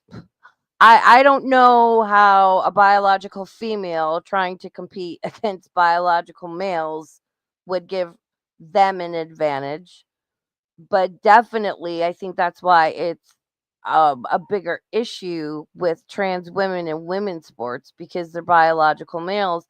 They undoubtedly have an advantage, but are they doing it because that's how they identify? Or I don't know. I couldn't see like your typical dude parading around as a woman to like win a sports title or a medal or something. I don't know. People do weird shit all the time. And again, intent matters there. And like, how do you prove intent? I don't know. I don't know how I feel about this. With Leah Thomas. Hang on. It's happening in all sorts of sports. Yes, because it makes us look really pathetic, honestly. It makes us look like losers and whiners. And guess what? I'm not a loser or a whiner. You know what I actually want to talk about when it comes to women's sports? Why is Caitlin I'm sure I would agree with her on plenty of things, but I think it's unfair to call all women losers and whiners if they don't agree with Sorry to pause again. Vintage commented Thatcher, as in Margaret Thatcher, for those that may not know, put in Section 28 in the 1980s, which banned the discussion. I'm going to write this down. Thatcher. I have never heard this. 28, 1980s. Okay. which banned the discussion of queer people in schools, on the news, everywhere. So she defunded the AIDS research. She murdered millions. Fuck the Tories. I want to look into that because I'd never heard that. And this is why, like, I know I'll see videos going around of Princess Diana hugging, shaking the hand of AIDS patients in the 1980s because and like, shout out to Princess Di. She was such an amazing human. Her doing that, everyone across the world took notice of that, and it changed so many things for the better for HIV/AIDS patients. Because before that, there was a time we weren't sure. I was again, I was a child in the 80s. There was this big scary thing. You were afraid to go out to eat because they didn't know, we weren't sure how it was spread. So, like, this is back in the day, you'd go to the restaurant in the neighborhood or the coffee shop, and there'd be lipstick on it from the previous person, which, I mean, lipstick's hard to get off, but it's like, if the restaurant's not cleaning their dishes well, can you get it that way? Can you get it from sitting on the bathroom toilet? I grew up in Chicago, so we took the bus and the train everywhere. People were afraid to hold on to the pole as the bus was moving because what if you got it from that? And then, eventually it was like, no, this is how it spread. But still, people were afraid to touch people that had HIV/AIDS. And Princess Diana shaking the hand of an AIDS patient, giving a hug. I think it was a child that had AIDS. Like, it had such an impact. And like, I know a lot of people either forget or don't realize how things were back in the day. And it was a death sentence. It was just, I got diagnosed, I'm HIV positive. Like, it was, I'll tell stories about it on a members only sometimes. Trans women competing in sports against women. Yeah. It's just calm down, first of all. No one's ever won an argument by screaming, let's be real. I think the thing is, with people like this, she genuinely cannot understand the opposite opposing argument. And I find that so difficult and frustrating when watching a debate, because if you go into a debate, we've all seen them, if you go into a debate and you're just going to throw your points out and not try and receive anyone else's, it's just, you're not going to. The whole point of debate, the whole basis of debate is arguing your side. But in order to be effective, and this is why I love debate class so much when I was in high school, and I even took some in college. And I tell everybody, if you have a teenager and they make them take a debate class, whether it's at school, somewhere, take a debate class. It is so beneficial because the point of debate is that regardless if you're arguing, just say for or against whatever, if you're arguing that mayo is spicy or you're saying mayonnaise is not spicy, you have to fully learn both sides because you have to be prepared for whatever argument or point the opposing side is going to bring up. And I think we're missing a lot of that in today's society, especially with, how we all interact online, is people are all too quick to be like, this is, I'm for this. This is what I think. People don't bother to learn about the opposing side, right? People, it's too much about their fifis, to the point that facts, science, case history, whatever, are brought up or pushed to the side because, feelings matter more. And like, it drives me nuts. It drives me nuts. You've got to learn about both sides of the argument and everywhere in between, which is part of the reason we're here. go anywhere. No one's going to learn Hey, anything. No one's Jarella. going to grow. Not going to find a resolution to the problem. You're just going to shout at each other for half an hour. Whereas if you genuinely try and understand where someone's coming from, you might learn something. It's so frustrating. I don't think women are whiners for not wanting to compete against biological men, trans women. It's not fair. That is the bottom line. There's all these arguments about hormones, like I said earlier, and muscle mass reduced and X, Y, Z. No, the bottom line is it's just not fair. It's that simple. I'm sorry. Like, I will fight for trans rights. I will speak out against injustice. I will do all of that. But my opinion is very firm on this, and I will not change it. Trans women should not be competing against women. There's a reason, and we've had this conversation, James, but you give I have to agree with her on that. All right, we're going to, again, the link to Alexis's channel is in my description. I want to, oh, damn it, YouTube with the playlist. Can we not? I want to move on to a different one. I have some other videos saved, and then we'll look through some shorts. Oh, the whole "what is a woman" debate. Anyone who identifies as a woman, I know. There's so much I could find and pull up with that. Oh, here we go. This will be a good one. Do we all know who Lily Tino is? Lily Tino is somebody where it's like, I'll call them Lily, but Lily is the one that goes to restaurants and films themselves, and all of their content is either pitching a fit because they got misgendered in a restaurant, or talking about having their testicles removed while sitting in the middle of Disneyland. It's really nice. I'm going to do a whole separate stream on Lily because Lily Tino is one of the ones I'm like, absolutely fucking not. You take your shit and you go elsewhere because you can't sit by me. All right, so let's go into this one. Oh, and I think, and this also brings up the individual here, and let me pull this up too. I want to look up PCOS.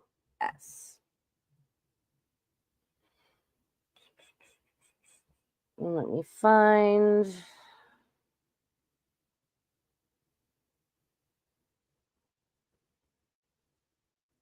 something I can click on.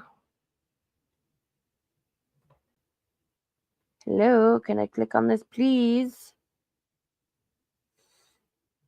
Because I want to have this pulled up to kind of give some context to what PCOS is. This looks good. This is WebMD. Okay. All right. Let me share my screen.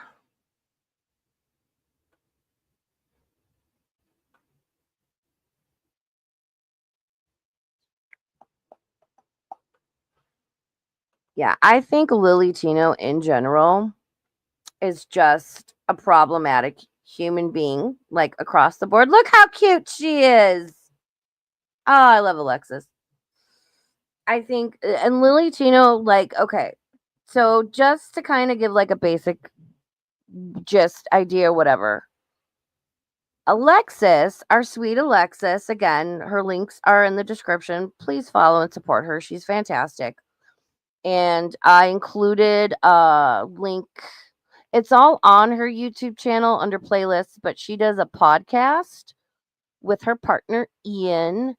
And I included the link to their playlist, their podcast playlist, but it's all on her YouTube. I think before this, her main platform was YouTube, but she was one of the smart ones that started diversifying last summer. It just wilds me out. How people are like, "Oh my god, it's like you knew this was happening. Why didn't you like if you were making your income or advertising your business or whatever from TikTok, you should have started diversifying last year." I digress. Oh, and hey, Jarella, I don't know if you heard me. All right. Right? Vintage. I love those are newer too. I love she's again, watch through her channel and I'll try to find more and we'll just like go through her channel one day. But I love like shopping for clothes is so frustrating. And she did this one short and she was like, it's frustrating enough shopping for clothes as a trans woman because, even though she's taking estrogen and her hips have softened and her body has changed a little bit, she's like, why are the sizes different? If, she's like, when she was a man, she's like, if I was this size, I was this size. I could go to any store and I knew what my size was. She's like, now, if I buy jeans from this store or this brand, I'm a size 10. But in this other brand, I'm a size 12. But in this other one, I'm a size 8. She's like, why? I'm like, girl, it's so frustrating. That's why when I find like a brand of jeans and a style, because different styles and cuts fit you differently, I stick to it and I'll buy like 5 pairs of the same jeans because I know they fit. All right, let's watch this. So this is Lily Tino is, quote, not backing down on the trans bathroom debate. Trans woman reacts. And this includes this person who claims to be a trans woman. This person is one of the type of people, in my opinion. No, there's something else going on here. And the fact that this transgender woman, who is a biological male, is claiming to have PCOS symptoms, which I have something pulled up so we can, learn about that real quick to see how utterly fucking ridiculous. And I'll explain why it infuriates me. So let's get into this one. We have PCOS or we have ovaries or periods because we just don't. Hi guys and welcome back to the channel. My name is Alexis Blake. I am a trans woman and I share my life stories and opinions. Vintage says if they're intersexed, they may have ovaries. This is true. I still don't know if they would be able to experience PCOS, what all is involved in that. On the off chance that person does have ovaries, which I'm going to say they don't. Again, that very small percentage I understand exists. I don't think it's that person. On social media. So today's video, we're going to react to some trans related TikToks together. As I always say as well, please keep the comment section as nice as possible. We're going to have a mixture of videos, some positive trans videos, some not so positive trans videos. Let's go. Come here. Trans women are more afraid of you in the bathroom than you are of us. Absolutely go fuck yourself, Lily Tino. Absolutely go fuck yourself. Just that right there. And I think Alexis brings it up the way he's like, come here. Lily Tino, absolutely just their energy, their delivery, their approach. Lily Tino is one of the and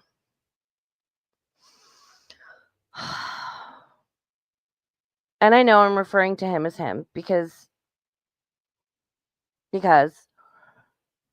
he is the type that gives legitimate, sane, actual, lovely, wonderful trans women a bad name where people will group everyone together under the trans umbrella, and they shouldn't, because to me, somebody like Lily, that Jeffrey Marsh, Dylan Mulvaney, and then there's another one. They were just like, oh, I talking about getting their Florida driver's license to list them as female, which of course they put on social media and they're not allowed to do in that state. They found a loophole and the state of Florida was like, you need to bring your driver's license in, and that's a whole other thing. But this one here, absolutely fucking not. Do not. We're more scared of you than we fucking, excuse me? For why? Then if you're that uncomfortable in the women's bathroom, sir, go use the men's bathroom. Or most places will have a family bathroom by now. A lot of places do.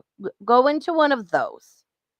See what is being said about us, that we are supposedly these predators that are going into bathrooms to do unspeakable things to innocent people. Obviously, that's not true, but it doesn't matter because people who don't know any better believe it's true. And that means that every time we step foot in a woman's bathroom, there's fear. Fear that someone will attack us or accuse us of something we didn't do. But why don't we just use the men's room, you say? Well, it's because it's about more than just the bathrooms. This is about the world accepting us for the women that we are. And that's a battle we won't back down from. Not just for us, but for young trans people who are growing. That right there is, I think, such a detrimental mindset for themselves, for trans women as a whole. Like, the human brain, and I'm going to say this again, because again, Lily loves to, oh, it's she, I'm not a sir. And it's like, I'll get into it a little further in. We all know Lily. This just, and it's not even the fact that he's trans or claiming to be trans. It's his energy. It's his attitude that is off-putting to me, that I don't like.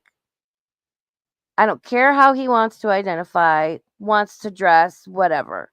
It's the fact he's one of the ones that clearly there's something else going on, in my opinion. Always looking for a problem, is always the victim, always poor me, demands acceptance, right? Again, you cannot accept somebody but still be kind. Demands acceptance, demands everyone else, society in the world, adjust how they think, what they feel. And with the constant misgendering, these people are at work, right? He never bothers to show except when it suits him. How busy is the restaurant? What is that server is a person too? What do they have going on? Have they had a shit day at work? Do they have something going on personally? Are they maybe a little distracted? When I had a short pixie haircut, I was referred to as sir more than once because I went into a Starbucks or a 7-Eleven and they were busy. The person behind the counter was busy and stressed out trying to get things done. And all they saw out of the corner of their eye was my short hair. So they referred to me as sir. And then they would looked up and saw a full face of makeup and some tiggle bitties. They were like, oh my God, I'm so sorry. And I laughed because it wasn't malicious. It wasn't personal. But Lily's always acting like, oh my God. And that's their whole content. And again, this one thinks it's okay to literally sit in the middle of Disneyland talking about getting their cake pops cut off. Are you fucking serious? Lily's the type of person where it's like, this is why I appreciate Alexis's mindset of, and most legitimate, sane trans people are like her, where they just want to live their lives. They don't want to be bothered. They're not trying to bother anybody. They're respectful. of the reality in the situation of, yes, I'm a trans woman. I quote unquote pass as a trans woman, but I am a biological male in a woman's space, and I need to just be respectful of that.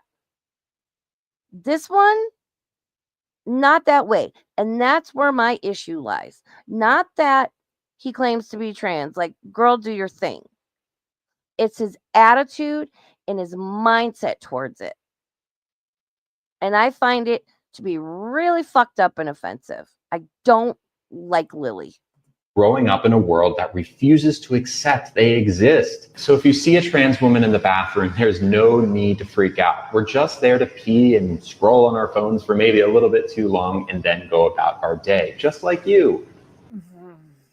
I have reacted to some of Lily Tino's videos before. The thing is, right, let's break it down. Let's just dive into it, and I'm going to just be honest. So if I take out the context, if I saw that video wrote as a script, I wouldn't be extremely offended by it. Some aspects in there I do agree with, which is a middle ground, a grey area starting point that I'll say. It's when that script is then overlaid with a trans woman who is telling women how to feel and what to think, and the way it's delivered. It's that, come here. Come here. Come here. Yeah. The initial out the gate, that immediately to me is a red flag. I'm trying to say it without saying anything bad. I'm trying to say it in the nicest way possible. It's controlling. She's still trying to be very, like, you know, trust me. I hope she doesn't get to the Blair White point. Because I used to really like Blair. But Blair is one, she's always stoned. And girl, I can hear your cotton mouth. Can you stop? Blair's just, she's gotten to just be snide and snippy. And I feel like I used to really value her commentary and, you know, just input and thoughts as a trans woman. And now I just feel like it's like it's kind of just become this, like, she's snarky, and there's nothing wrong with being snarky. She's always been snarky. I've been watching Blair since before she did her drunk debate stream with Onision. Shout out if you were around and remembered that. But it's like Blair used to make really good points. And now I just feel it's, I don't know.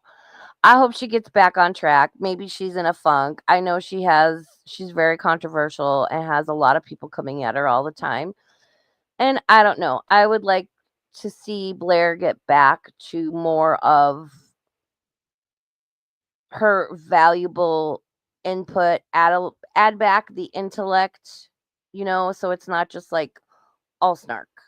And it's domineering. It's I didn't like that vibe. And I know I'm being very like micro-analyzing here, but I will go into other things what I don't like as well. The whole sort of Yeah, I gave a disclaimer in the beginning, Cree, that there's a lot of nuance. This is very complex.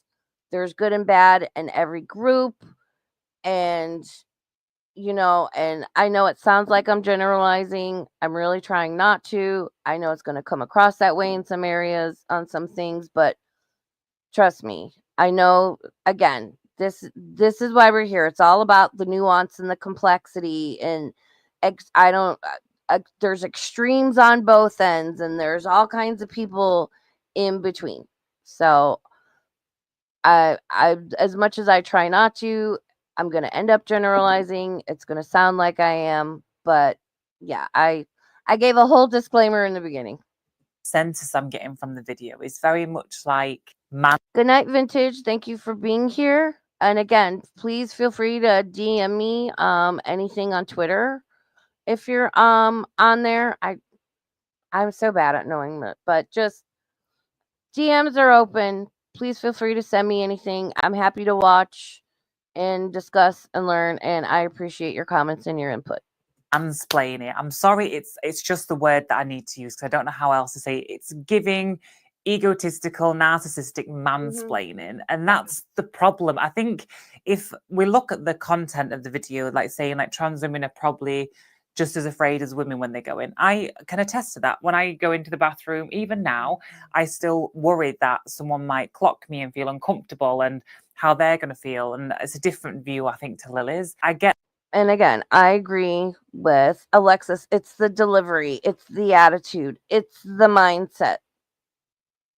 And I'm so tired of this in general overall because a person identifies as a certain thing or is a certain thing, right?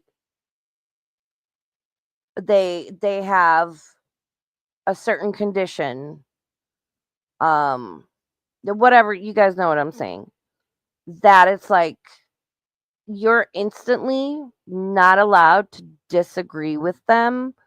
You're not allowed to call them out, have a civil discourse or debate with them, or even just argue and be an asshole because they instantly throw up the shield of whatever their label is, right? I'm this thing, so you can't call me out on my bullshit or disagree with me, because if you do, then I'm gonna reach as far as I can and pull out of my ass that you're transphobic, you're this, you're that, the other thing. We all know what I mean.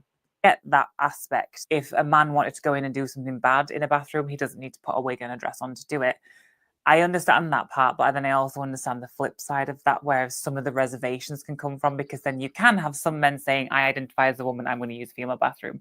There's like a weird, it's hard because whichever way you look at it, if like yes, trans women can use a bathroom. I feel like I spoke about this a lot, but I'll just say it again. When trans women use a bathroom, obviously that's great for genuine trans people who identify that way and who transition, but then you also have the very select small number of men who use it as a reason to go in there. So going back to Lily, like ignoring a lot of Lily's content, which I do think is rage bait, and it's due to get the clicks, it's to get the likes, it's to get the views, even though a lot of the comments are bad. She gets millions of views, she's earning the coin from it. And I do genuinely. And Lily does have a YouTube channel, and I am subscribed, and I suspect she'll be doing more content on YouTube. If the TikTok stays banned. So I don't know. We'll see how that goes. But I'm watching. I believe as that's why she makes such controversial videos, such as talking about bottom surgery in Disneyland or calling Kurt Cobain transgender, all these different things that rub people the wrong way. If I ignore all of her other videos and just look at this one specific video, I think there is good intentions behind it. I think the delivery, the execution, and how it's worded and how it comes across is where the video falls flat, and it's where people get defensive. I think it's a natural human thing when you're being told something. We all go, oh, don't talk to me like that. And it made me feel like that. And I'm a trans woman and I understand what she's saying. There's a way to have these conversations. It's a sensitive subject and it will always be a sensitive subject. So I think approaching it so direct head on and in a very mansplaining way isn't the best way to go about it. Let's watch a positive video now. Steven! I thought you were dead!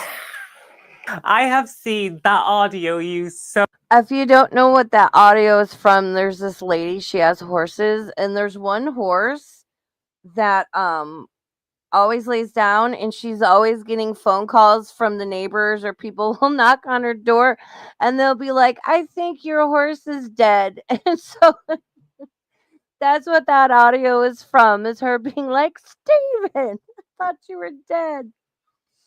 Oh, give me 1 second.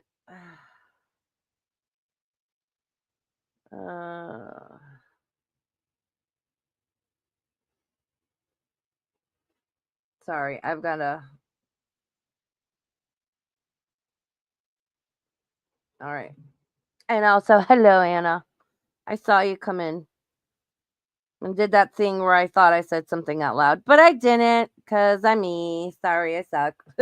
Oh, it's coming on again. I have seen that audio used so many times with horses and dogs and cats, and I think it's hilarious. So I think obviously this is a trans guy in the video, and he's talking about having gender reassignment surgery and how the nerves are coming back. Right, okay. Why I think this kind of content's great. When we can laugh at ourselves and have a joke, it makes people feel more comfortable around certain topics. Like that's a video about gender reassignment surgery, a major surgery a trans person can get if they choose to.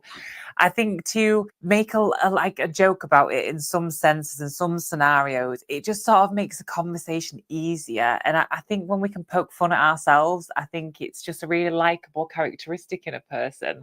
So again, when I saw that, I burst out laughing the first time I saw it. I just thought it was really fun. And let me say too, there are a lot of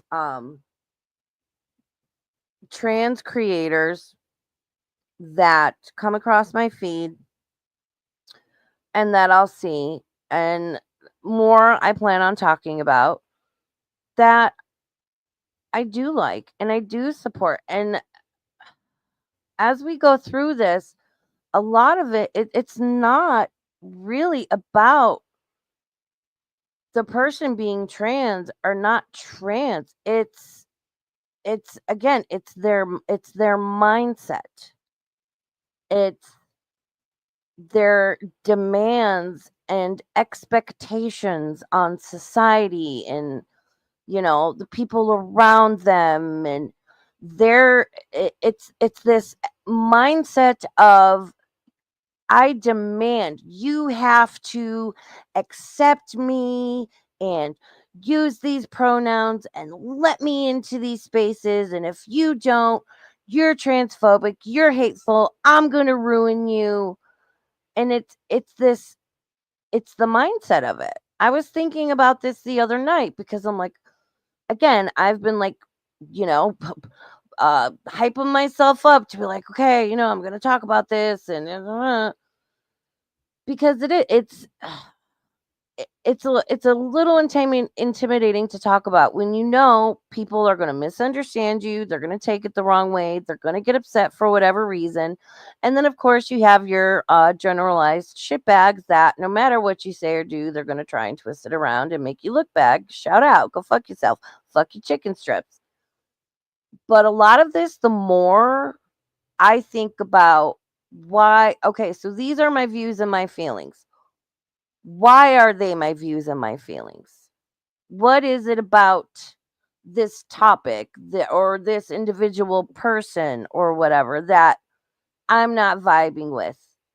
And a lot of the time, not all the time, but one of the major contributing factors to me being like, no, it's the person's mindset. And as we get more into her video, if I can shut my mouth and stop talking, but that's what I'm here to do, especially when we get to the PCOS person, you'll see. Funny and entertaining, and 10 out of 10. Thank you so much for that video. Anyway, let's watch another slightly negative one. Trans woman is claiming she has PCOS. Okay, before we get into this, yes, that Cree, yes. Cree says whether you are for or against, are or aren't, yeah, I think with this and other topics, the other side isn't going away. So stop being a douche. Blanket statement. Exactly. Yeah, whether it's about the trans topic, whether, you know, it's about TikTok being banned, what else is going on? Trump is getting inaugurated tomorrow. Again, do you think mayo is spicy or not? Whatever it is, there's always going to be people that disagree with you, you know? But again, we can say, well, I don't agree. Or if you want to identify, you know, if you want to identify as a chicken strip, go for it. I don't understand that. I don't necessarily accept it, but I'm also not going to be a rude asshole to you. You know, like, yeah, this is what I was saying earlier. We can disagree. You know, I can not like how somebody moves in the world, but I can still be kind to them. Very good point, Cree. Cree, you know I love you, girl.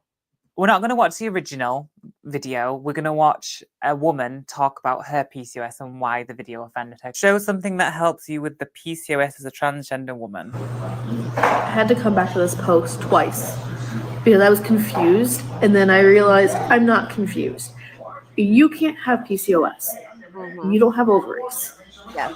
The key word in PCOS is ovarian, polycystic ovarian syndrome. You can't have PCOS just like you can't have a period at all. So why are you giving yourself a diagnosis of something you don't have? I have. Well, I'm sure this person that made the PCOS videos also the self ID thing where, like I said before, back in the day, you had to go through extensive therapy to be diagnosed with gender dysmorphia, to be, I guess, diagnosed as transgender. It's a mental disorder. And that's okay. Like, language, even thoughts, right? Thoughts, opinions, language have gotten, especially I see it a lot in like my younger friends that are in like their, like mid 20s. They're the way they think, the way they're like, I'm not allowed to disagree with this. I'm not allowed. It's a bad thing and I'm a bad person. Like, they didn't say this literally, but it's the overall vibe of it. I'm not allowed to even think this, let alone say that a trans woman is not a woman.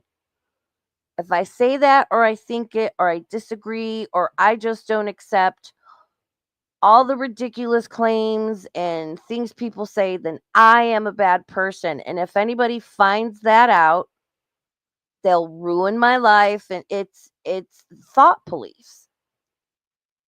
And while I try to be kind and respectful, and I know people are going to get upset and offended no matter how I approach it, because that's how humans work, that it's I'm done being policed, which again is why it's like, I know not everyone's going to agree. That's fine. Tell me you don't agree. But everyone's got to be respectful. Or even if you do agree with certain things, don't be disrespectful. No one's allowed to come in here using, not that any of my regulars would. No using slurs, or it's just everyone, no matter where you fall on the opinion spectrum, so to speak, is allowed to express that in a respectful manner. And I thank everybody for being here and doing just that. PCOS.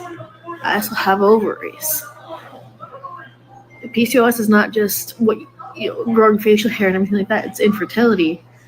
It's issues with your body. I have insulin-resistant PCOS. That means I also can't lose weight. I'm going to tread very lightly around this topic. All right. So let me go over here and make sure I'm good. I'm going to share this tab instead. What is PCOS? Because for those that may not be aware, PCOS is like that, and endometriosis are two of the most common issues women get diagnosed with. And there's a lot of women, especially where endometriosis is concerned, one of them being my mom, where like endometriosis is where like the uterine lining, it overgrows, it can start and usually does start growing outside of the uterus. You just don't have pain during the week of your cycle when your lining is shedding. It's all throughout the month. Using my mom as an example, she would be brought to her knees, right? She would bleed so much, it was just like she all but like, putting a fucking tiny mattress up there. It's horrible, it's debilitating. I have it myself. I've had a Mirena for 10 years. Thank God for that. PCOS is also very debilitating, very painful. It has a lot of effects. So it is polycystic ovary syndrome, a hormonal condition that affects your ovaries, the female reproductive organs that make eggs. It affects about 1 in every 10 women, so pretty fucking common. Oh god, see, this is the type of shit. This is the type of language that needs to stop. It affects about 1 in every 10 women, parentheses, and people assigned female at birth who are of childbearing age. So, women, if you have ovaries, any uterus, fallopian tubes, you are a woman. Regardless of how you identify biologically, you will always be a woman. Again, and this is why things like, you know, uh, chest feeder, birthing person, it's like, it irritates me. It's one of the most common causes of infertility. It can stop your periods or make them hard to predict, cause acne and unwanted body and facial hair, raise your risk for other health problems, including diabetes and high blood pressure.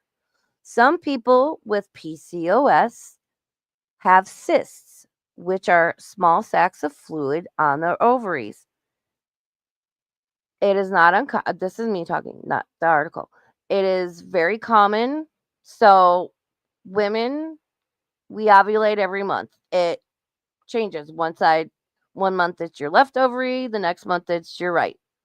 Sometimes when the eggs, is fixing to pop out of your ovary, you'll get a little cyst. Oh my god. Those, and it usually only lasts a couple days, but it is so fucking painful in those couple of days. I can't imagine dealing with PCOS all the time. I know those are like kind of two different things, but ooh, it hurts. That's what's called polycystic, but the name is a bit misleading because many people with the condition don't have cysts. In fact, many don't have symptoms at all. That's one reason why up to 70% of those with PCOS don't know they have it.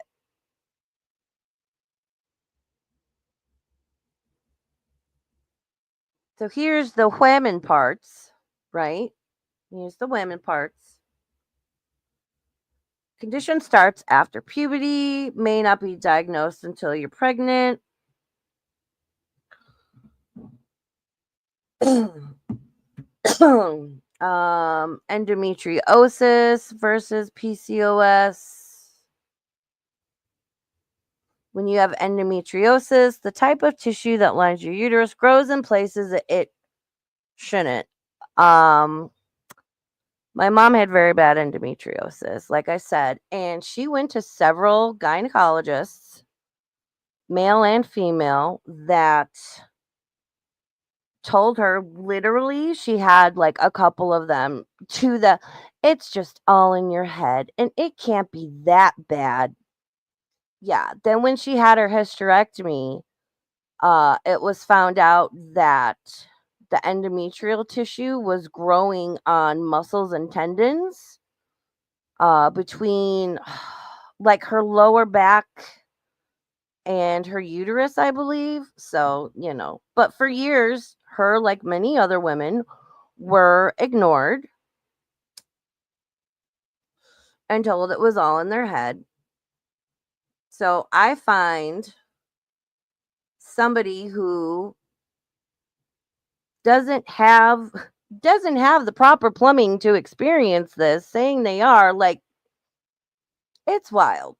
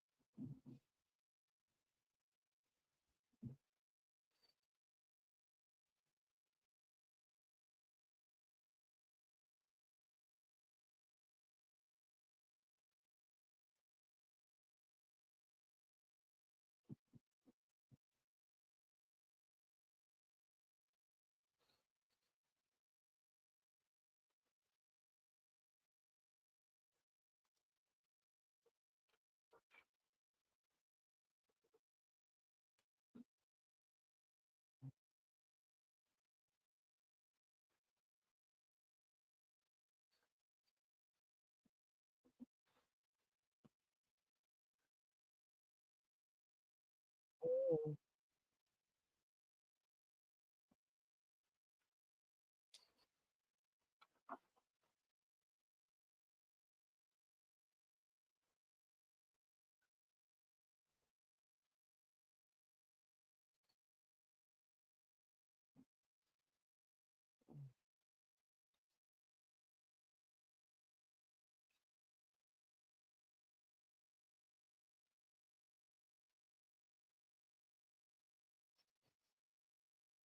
Mhm. And I think that's very well said. And again, this is one of the reasons I really like Alexis is because she acknowledges the facts, the biology, the science, and I think that needs to be done more, you know? Someone who is biologically male cannot be experiencing PCOS. It's just not possible. And to say that isn't wrong and it isn't hateful. It's it's the truth. But again, in a lot of ways, we're not allowed to speak the truth anymore. And if you tell the truth, it's oh, slap the label on bad person. Go ahead. I have no fucks to give. Mm. Oh shit, hold on. I'm a YouTube live streamer. I hit stop sharing instead of switch screen. Hold on. All right, let me go back and I'll go back and I'll replay it. So sorry. Thank you for letting me know. All right, let me go back. Is it like this far? A lot of other things, but that is definitely not one of them. So I think it's incredibly insensitive. I think it's not what we need in a world where we're still trying to work towards. Oh wait, hold on. I gotta go a little further I back. can have a parallel. I don't want to compare it because it's very different, but of course I can't have biological children because I'm a biological male. So I can empathize. I think that's a good word with that aspect of things. But it is highly delusional to think that as a trans woman we have PCOS or we have ovaries or periods, because we just don't. And I feel like a broken record at this point. I can't speak for every trans woman, and if they get the emotional side effects of periods, maybe I'm wrong on this. But for me and my transition and how my body is, I don't get a period because I don't have a womb, I don't have ovaries, I don't have a menstrual cycle. So polycystic ovarian syndrome isn't something a trans woman can get. We can have issues with a lot of other things, but that is definitely not one of them. So I think it's incredibly insensitive. I think it's not what we need in a world where we're still trying to work towards full acceptance. And I'm not saying that everyone. That's another thing. Is like, you know, nobody wants their experiences diminished. And I find like the I need to think of a name for it. Because again, there's like the sane, you know, quote, legit trans women like Alexis, who is fantastic and great. And that's why I wanted to talk about her tonight. And then you've got like the people in the middle. And again, there's bad in every group. It's the ones that are clearly like there's something else going on. They're, you know, they're a little seemingly unhinged and not okay, who are running around saying this stuff. And again, I'm a woman. This affects me. So I'm going to talk about it. And having someone who is a biological male claim they're experiencing these things or have these very detrimental conditions, it it diminishes what women go through. And I just, but again, we're not allowed to say that, right? Saying that is wrong. It makes us bad. Oh no. I'm so over it. One doesn't accept us, but like to have a more positive sort of opinion of trans people, because it can be quite negative, especially in the media, social media, and with politicians. I think to have more of a positive sort of spin on that, I think saying that we have PCOS is ridiculous, and we really don't. I do want to. And again, like I said earlier, I think people like that individual claiming they have PCOS, again, not everybody is going to be open-minded, right? Not everybody is going to have the wherewithal to say, I understand that this person is not representative of all trans women, all trans people. No one person in a group is representative of the entire group. There's good and bad in every group. There's there's sane and crazy in every group and everyone in between. And seeing people like the Latinos, the PCOS person say and do the things they say and do, I think it harms people of the mindset like Alexis. And that infuriates me just as much, because those are two completely different mindsets and groups, in my opinion. I'll ask you guys a question. So today when I was doing the video, I had the PCOS video already saved. And then I was like looking around for some of the content to see if anything was trending or going viral, or if any trans woman had done something outrageous. And I feel like the content now, like that negative content, like misgendering or anything like that, it's on the decrease. Is that just me? Or have my algorithm started to kick all that sort of stuff out? Let me know below. If you do enjoy this kind of content, please like. And on the subject of misgendering, here, let me stop sharing. And I want to pull up one more, because y'all know I love some unhinged fucking crazy liberals.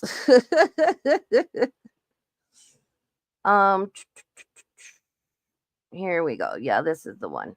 All right, let me get this pulled up so I can share it. I forgot what I was going to say. Gosh darn it.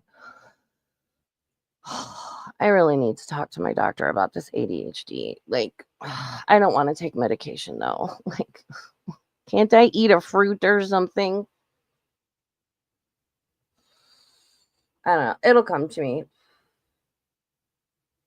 It'll come to me. Okay, so we're going to watch one more.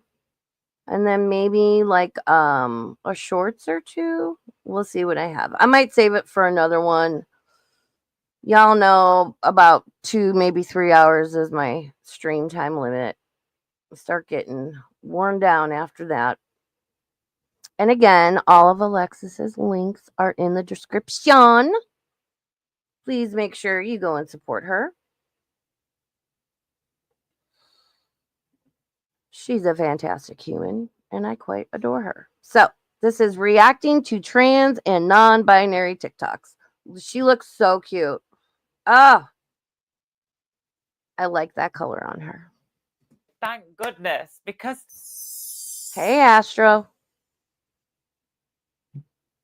Hi, guys, and welcome back to the channel. My name is Alexis Blake, and this is Blake. Wait, no, come back. I've lost my train of thought. Hi, guys, and welcome back to the channel. My name is Alexis Blake, and this is Blake.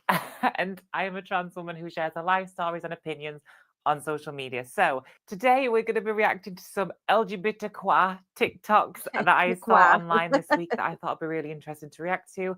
You guys, as always, please comment your opinions below. We're going to try and be as neutral as possible. We're going to try and look from both angles, and I'm going to see if I agree or disagree with some of these TikToks. I have a feeling we're going to disagree with some of them, but let's just dive right in. Are you going to sit and stay, or are you just going to hog the limelight? So this first video, I'm going to say a little prerequisite before we dive into it. It is a non-binary person talking about being misgendered, and I always want to tread quite lightly when I talk about non-binary things, because that obviously isn't the category that I would say I fall under. I very much fall under transgender woman. So I don't want anyone to come for me, but I just have I think it's... Oh, but they will, sweetie.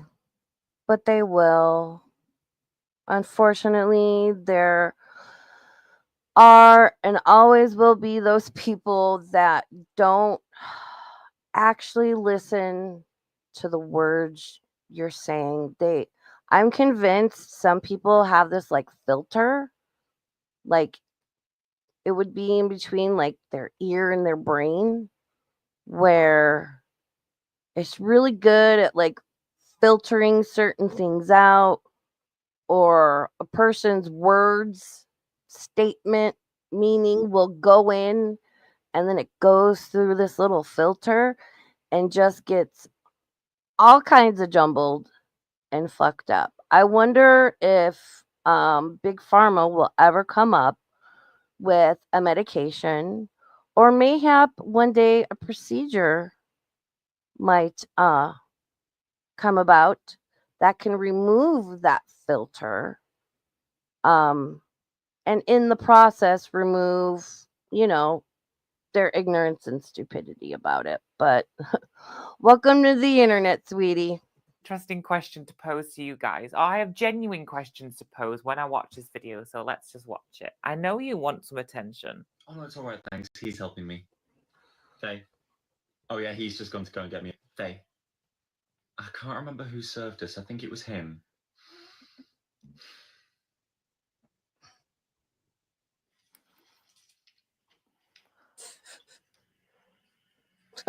Okay.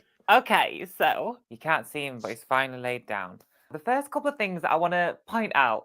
First of all, comedic value, love it. The irony, the earrings, the makeup, that's all the non-binary colours. I actually enjoyed the irony, the earring shaking. It was a bit dramatic, but it was quite funny at the end, so I appreciate that. The question I want to pose here is, I think, quite important and quite valid in a sense that, say if you take those earrings off that individual and you take off the non-binary colours, and then you see someone who's perhaps leaning more on the masculine side, how would someone know to use they, them pronouns if they've never been corrected or told? So this is my genuine question for you with they, them pronouns. How are we supposed to know? I've asked this many times. If I know somebody's pronouns, like he, him, she, her, they, them, not a problem. I'll use them. You start going off into the like there's their fluffer nutter, like whatever stuff. It's like I'll use a they, them. I've noticed a lot of times, a lot of the non-binary people on social, not all, again, not all. Like I know everyone's different. There's a mixed bag everywhere. A lot of these situations seem to happen. It's cold in here. Sorry, I'm like shivering a little bit. A lot of these situations seemingly happen when either said person making the TikTok or whatever is at work, right?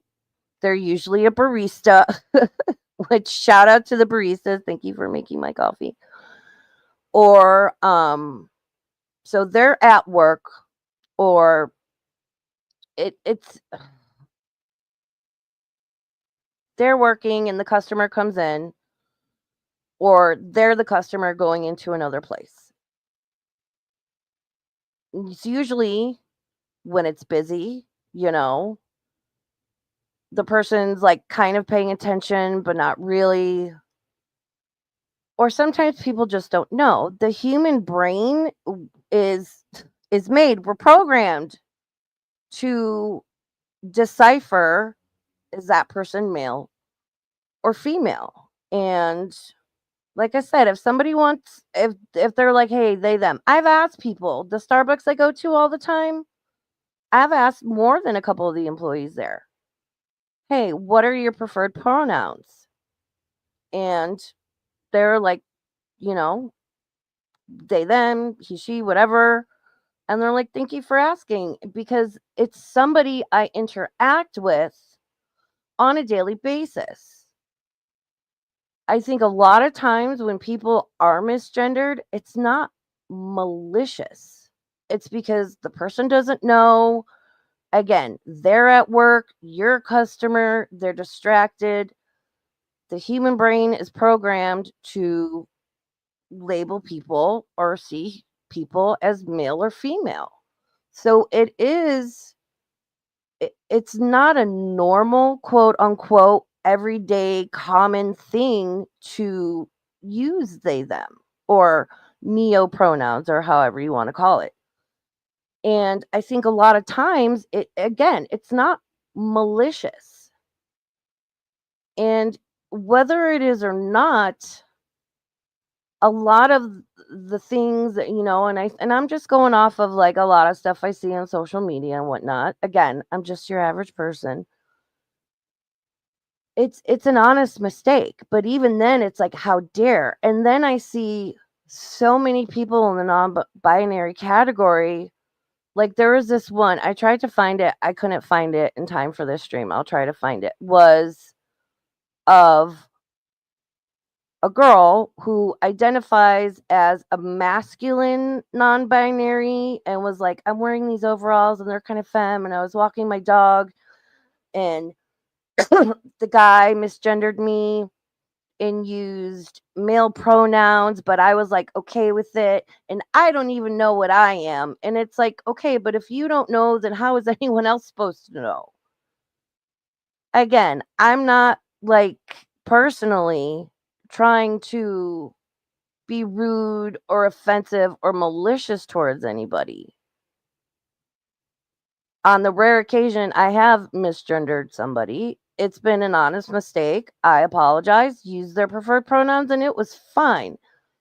Is this like a social media thing where, and the way I've seen people lose their minds over it, I just like I a lot of the non-binary stuff, I'm just I can't. I can't. Especially with a lot of these people sitting there being like, I don't even know what I am. Or there's that one video where it's like, if man sees me as man, yes. If woman sees me as man, no. If this person sees me as feminine, no. And it's like, it's so fucking complicated. I just want to either order my coffee and be on with my day, or serve you your coffee and we both be on with our day. And if, again, if it's not malicious and the worst thing that happened to you is the barista at Starbucks who's already made 200 orders, drive-throughs full, stores full, whatever, they just want to make you your coffee and get you on your way, accidentally, non-maliciously misgenders you, and you like legit have a complete meltdown over it, I'm going to say there's something more going on, and maybe reassess if that's the worst thing that happened to you that day when people are dying and starving and there's war and all kinds of fucked up shit going on. Maybe reevaluate. Like, genuinely, I don't know if I'm being stupid. I don't understand how we're supposed to know if someone is they, them without being told. So if someone says to me, Alexis, my pronouns are they, them. Yeah, because they, them aren't like, it's not common. You know, I'm trying not to use the word normal because really, what the fuck is normal? But at the same time, it's like, again, how are people supposed to know? And even then, you are going to run into people that are like, great, I don't care. You're clearly female. I'm going to say she, her, which rude.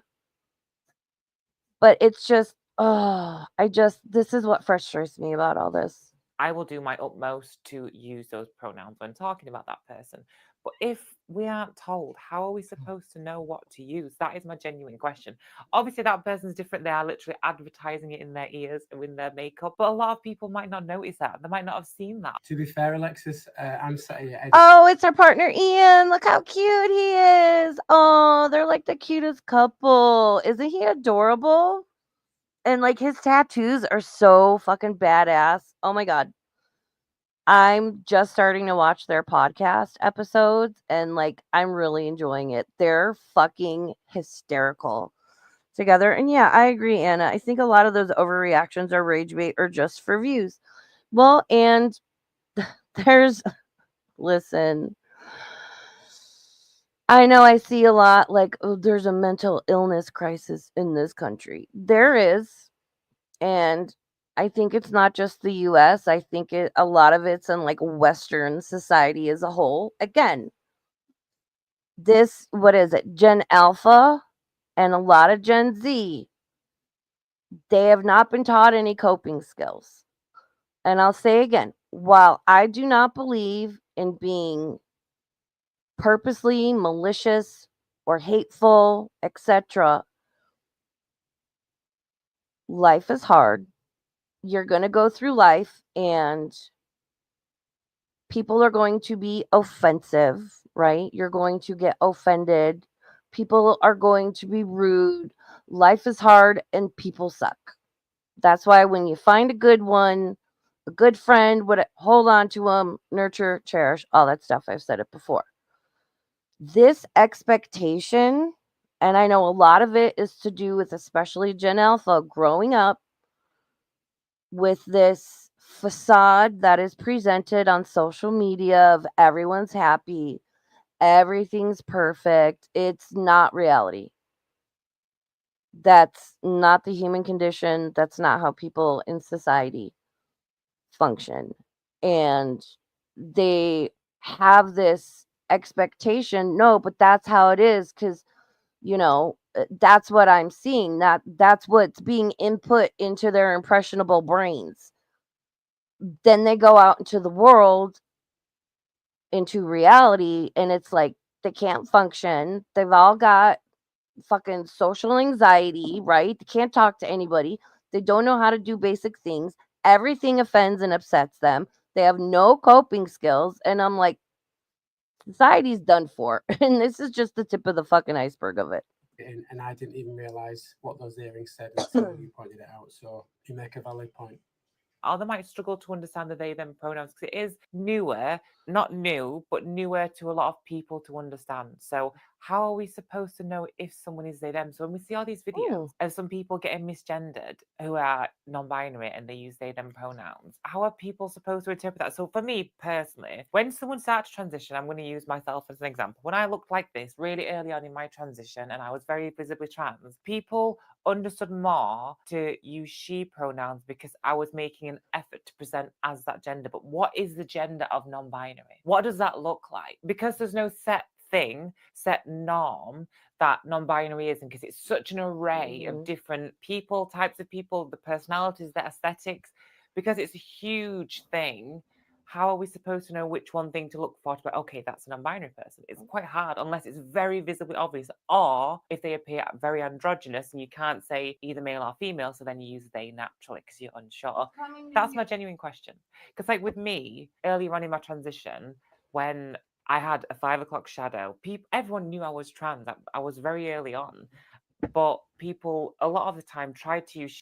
Yeah, I want to watch it on another stream because we'll talk about Alexis again and in conjunction with other topics as we go forward. Not the job she's at now, but at her previous place of employment. Somebody who worked there with her recognized her, and knew her from when she was male. And because she said that her coworkers did not know she was a trans woman. I don't know, I can't remember if she went into detail and I forget exactly why at the moment, but for whatever reason, she didn't want them to know. And this person recognized her from her previously being male, and she said that she could tell it kind of like slowly spread around the office because like one person and then like two or three people like started looking like literally looking at her different, just acting weird around them, and it really upset her. And I saw an account on Twitter using her videos and being like, man gets outed as a man at work. And like, I was like, that's not fucking cool. Like, that upset me. Because I was like, but no, like, Alexis is a trans woman. And even if that person recognized her, I felt it was inappropriate, you know, and obviously she did too, because poor thing was in her car, like crying and was like so upset. It broke my heart. And for whatever reason, like I said, she didn't want him to know. What that person who recognized her should have done was talk to her privately and been like, hey, is this like, do people not know? Whatever. And like asked what her wishes were and respected those. Again, unfortunately, some people are assholes and are going to say and do fucked up shit towards somebody who they deem is wrong or deserves it or whatever their bullshit, crazy, insane reasoning is. And unfortunately, that's how some fucked up asshole humans work. She pronouns because they could see that's what I was aiming for. That's what I was trying to emulate, if that makes sense. Genuine question. How are we supposed to know? I'm not trying to say I'm here or there, I'm for or against. I'm just genuinely asking. Let's move on to the next video. The cat's claws are in my legs. Ha! So this next one, I saw it earlier this week. And I found it so funny. So I'm just going to show it with you. It's not like a dramatic misgendering one. It's just a really funny one. And I wanted to share it. So let's watch this one. I got your pills here. Ira, where you going? I'm looking for my... Oh. You haven't had your PP for nearly 4 decades now. Oh, really? Okay.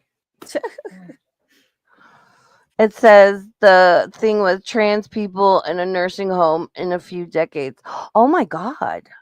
That's something I've never thought about. I mean, obviously, it's a very real possibility that, you know, a trans person will have, unfortunately, dementia or Alzheimer's when they get older. What if they forget that they're trans and they're like, oh my God, where's my this or my that? Oh my God. That is, that's really sad. Oh man. That just made me sad. I'm like, oh no. What if like, could you imagine waking up and you're just like, where's my dick? What happened to my boobs? Jeez, wait. I don't know why I find it so funny. Do you know what? Because it was apparently a joke about being transgender, then getting dementia, then forgetting you've transitioned. That must be wild. And I just thought it was so funny that the way that they did it. And I think it is obviously a trans woman making. And humor is okay. Like, can we remember? Like, humor and comedy used to be a thing. You know? Like,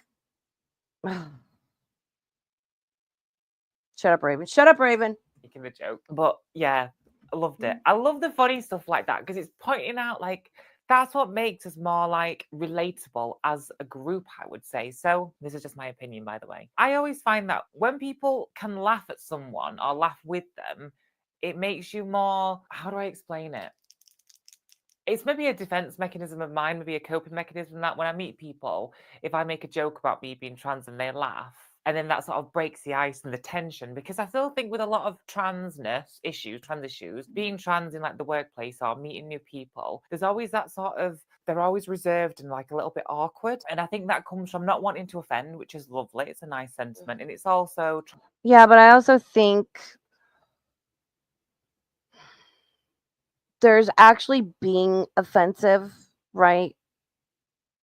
And then there's certain people, certain types of people that just for whatever fucked up reason will say they're offended or be like, oh my God, that's offensive or this or that. It's, again, there's a lot of fucked up and crazy running around these internet streets. A lot of seriously unchanged, fucked up and crazy. And it's not always easy to spot. It's, but eventually that mask is always going to slip. Trying to be politically correct, which has gone crazy and woke, in my opinion. But I think it's just that meeting a trans person, if you've never met a trans person, there's always that weird. Does any trans person know what I mean? So when you meet someone and they know you're trans, and then there's that weird them trying to figure you out or understand you as a person or how to approach you, how to talk to you. I found that personally. So I think having a sense of humor with it always makes things lighter. Just ask. Everyone is so fucking worried about offending everybody because everybody gets offended and upset over the slightest little thing. Like the amount of reaching I see people do lately is like, stretch first because you're going to pull a muscle. Just ask. How are you supposed? It's like anything. If you're not going to know unless you ask, just ask in a respectful manner. Be discreet about it, especially like in Alexis's case. If it's in the workplace, the social setting, whatever, just ask. I don't understand why this is so hard anymore. Oh, again, everyone's afraid of offending somebody. Like, you can fart in the breeze 3 blocks away downwind and someone's going to get fucking offended over it. Jesus Christ. And easier. So if I'm at work and I meet someone and I make a joke about me being trans, maybe it's not the right way to handle it, but for me it works because then they laugh, we get over it, and then I'm just Alexis. And it just seems to instantly shatter that sort of awkward, tensiony, icy thing. Just something I've noticed, but I might not be right for doing that. I don't know. Popular culture, what's trending is always shifting and changing. Like if we look back 5 years, what was really popular on social media, or even 10 years ago, makeup. I know I did. I watched all makeup videos, and then it's just always shifting and changing. Obviously, for a while, we've had a lot of transness, trans issues, LGBTQ stuff, non-binary things that have been headlining viral and still is to some degree. But I think as those things shift, if we see more funny videos, I think it just makes trans people so much more relatable because if you can poke fun at yourself, you're instantly okay in my books. Again, I think, at least for me personally, a lot of, don't get me wrong, there are some people like the PCOS person where it's like, that's not a fucking thing, that's like saying your fifth arm hurts. You don't have a fifth arm. There's a difference. But hold on one second. Ooh, I thought I was gonna sneeze. Ooh, hold on. Just my opinion. Let's watch one more. I thought that was really funny though. I don't know if I've got a weird sense of humor. Okay, this next one. Right, before we go into it, I will say, how do I say this nicely? This person's a touch annoying, like a sprinkle of annoying. Okay. Sorry, I've really felt like I was gonna sneeze. For me, like as I went along watching people, again, both sides of the fence, whether I agree, disagree, whatever, it's not, I'm finding for me, in some cases, except for, again, the extreme unhinged, clearly there's mental illness and delusion going on. It's not about anything to do with the person being trans. It's, again, like with Lily Tino, it's their attitude, it's their delivery, it's their mindset. I'm going to take this thing and shove it down your throat. And if you don't accept it and there's a lot of this going on, if you don't act and think and talk how I deem you should, you're wrong and you're a bad person. Bitch, where? Well, then that person is sitting there, being completely delusional, or my favorite, doing and saying the things, being the thing they're trying to accuse you or label you of being. That one's my favorite. There's a lot of that going on. Grin and bear it through, and then I'm going to talk about what they're saying because I'm not necessarily disagreeing with everything they're saying. It's just how the message is. You'll see what I mean in a second. Is Ooh. my hair okay? I don't know. What's that from? What is that from? What do you want to do? Not Okay. sure if this is a non-binary person or a trans man. I think it's a trans man. I don't know. We're going to break it down in bits because it's long. 376,000 views. Let's have a little look what they have to say. How do you know when a person's pronoun? Oh God, this one. No, no, no, no. This one. This person is one of the type of people where I'm like, absolutely not. Because again, it's their mindset, it's their attitude, it's what they deem, what they demand reality should be. And they were a teacher, and I'll have to talk about like schools and this whole thing on a separate stream, because that is something that just, like, I'm sorry. I'm gonna do the old person thing and be like, back in my day, we didn't even know our teachers were married, unless if they were a woman, they were Mrs., and if they were a man, they had a wedding ring on. The teachers came to school to teach. And now I see a lot of like, oh, my school instituted this policy, or, crying about their preschool class or their third grade class and my pronouns. And meanwhile, their students cannot do basic math. They can't read. They can't read a short paragraph and comprehend, anything about it. And I am all for, I think we should teach kids to be kind to everybody, not even accepting, because again, you're not going to be accepting of everybody, right? But we can all be kind to each other, at least at a base level.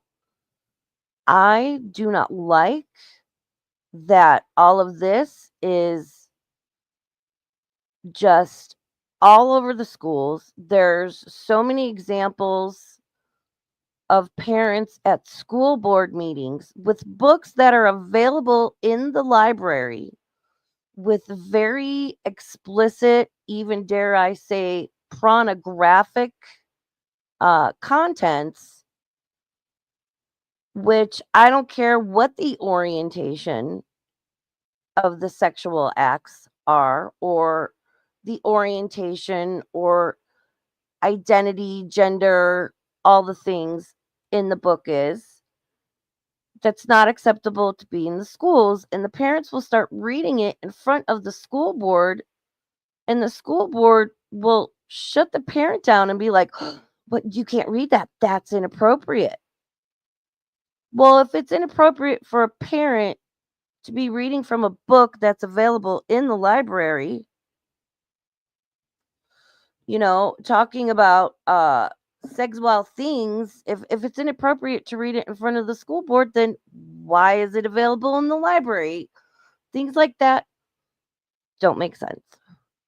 I think teachers should be focusing on teaching their students, and how do I want to say this? Maybe if they spent less time bringing whatever it is about their personal lives into the classroom, that would be better. Are that you randomly see out in public? Well, I'm glad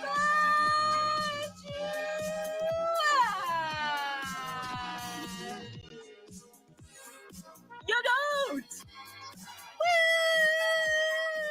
See, they just agreed with me. You don't know someone's pronoun, so I'm agreeing with the sentiment. It's just annoying. I'm just gonna be honest. As sassy as that is, it's just annoying. But I agree with the sentiment. Anyway, let's keep watching. Until you know what pronouns a person uses, the best thing you can do for yourself and that person is use the pronouns they, them. No, it's not. The correct thing to do, right? Okay. Oh, spice it. I need to calm down. Okay, so say you meet 100 people and all their genders are different, and you use they, them for everyone in that group because you're unsure of their pronouns when you first meet them. I can guarantee you're gonna more people off by calling the 100 they, thems because a lot of men and women be like, I'm a man. I'm a woman, and then the maybe one non-binary person in the group, because statistically that's probably likely. I mean, that's my default.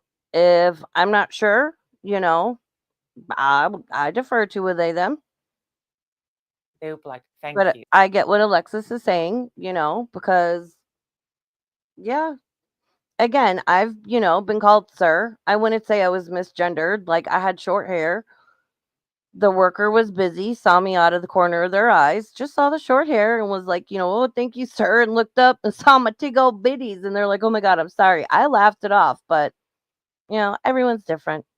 Whereas if you use he and she for that 100 people, 99 of them be like, cool, thank you, that's my pronoun. And then the one would be like, actually, I'm they, them. That's my logic with this, okay? Trying to be politically correct and affirming to someone's gender by calling everyone they, them wipes away some people's identity. And not everyone feels like that. Some people who are born a man feel like a man, born a woman feel like a woman, are okay with being they, them, but a lot are not. If we want to live in a society where we're completely equal, my personal opinion as a trans woman is that we use he and she pronouns, and then if someone corrects us, we then use they, them. That's that simple.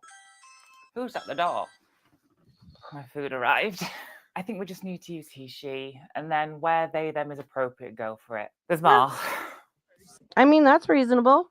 Like I said, if I know somebody prefers a they, them pronoun, yeah, sure, cool, I'll use it. If somebody doesn't know, then like Alexa said, how are we supposed to know? Ooh, it's cold in here. Pronouns they, them. Until you're able to work into the conversation and ask them what pronouns they use, or they feel like sharing what pronouns they use. A person's pronouns does not equal their gender. Pronouns are literally just how a person likes to be referred to as, or referenced in conversation. Oh, Alexis is thinking. She's thinking. There's no Girl. right way to dress or look a certain way and identify as a certain way. People can dress however they I thought pronouns were a reflection of our gender. Have I got that completely wrong? Has the English language changed and I wasn't aware? I don't understand that because, sorry, just give me a minute. I'm trying to compute this. Do you know what? Okay, if that's what you think, hon, cool. In my humble opinion, pronouns reflect our gender because it's like the way we're described as by people. So if someone says, oh, Alexis, she, people would then assume I'm a woman. Or if they said Alexis, he, they would assume I'm a man. Moving on. I have no comment to that because I can't understand the logic behind it. I don't think that's true. That's what I'm going to say. People can dress however they want to dress and identify as any way that feels most comfortable to them. Just because you identify as a guy doesn't mean you can't have long hair or like to wear dresses. You can't assume anything about anyone. Because that just makes you an Okay, something that I can agree on. I mean, I wouldn't call people. There's these gender norms that we've had for a very long time that don't necessarily need to be there. So you can have a man who likes to have long hair or have nails or makeup, and it doesn't necessarily mean they want to be a girl or a woman or transition. It just means they have a feminine side. And on the flip of that, you can have women who. Yeah, I said that earlier. I've dated a lot of guys, especially in my younger years, that, liked some eyeliner. Like shout out Robert Plant. I remember my mom's friend asked us when we were watching some Cure videos on MTV back when they actually used to play music videos on MTV. And she walked through and just kind of like made a goofy comment. And she was like, oh, you like boys that wear makeup? And I was like, well, yeah. Like, I think eyeliner on a guy is like cute. Yeah, I used to paint my boyfriend's nails. I don't, who cares? Who cares? And again, be who you want to be, present how you want to present, dress how you want to dress, identify how you want to identify. It's this thought police, the shoving it down people's throats, the if you don't agree with everything, then you're a bad person, you're this, you're that. And it's like, man, again, we need to have conversations. People need to be able to talk without any one side, regardless of what quote unquote side of the fence they fall on, being able to sit and have a discussion about things, be able to have a civil discourse and disagree with each other and make valid points and not have it be like, just talk.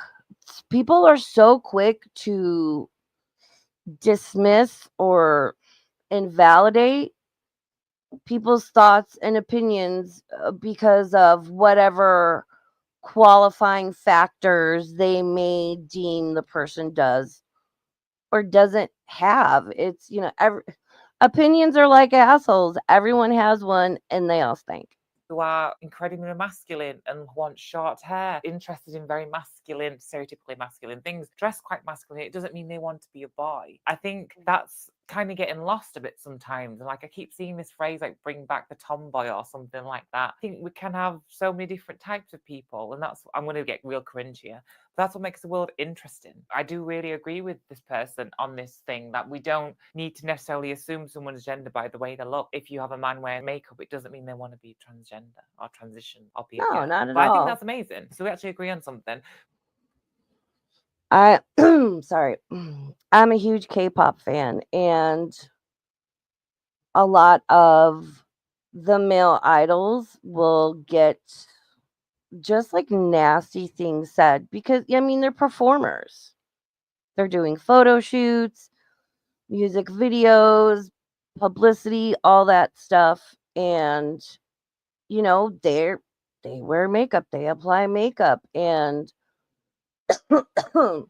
a lot of times they'll get like this weird pushback and just like I've seen nasty horrible shit said to them, and it's like, who fucking care? Who cares?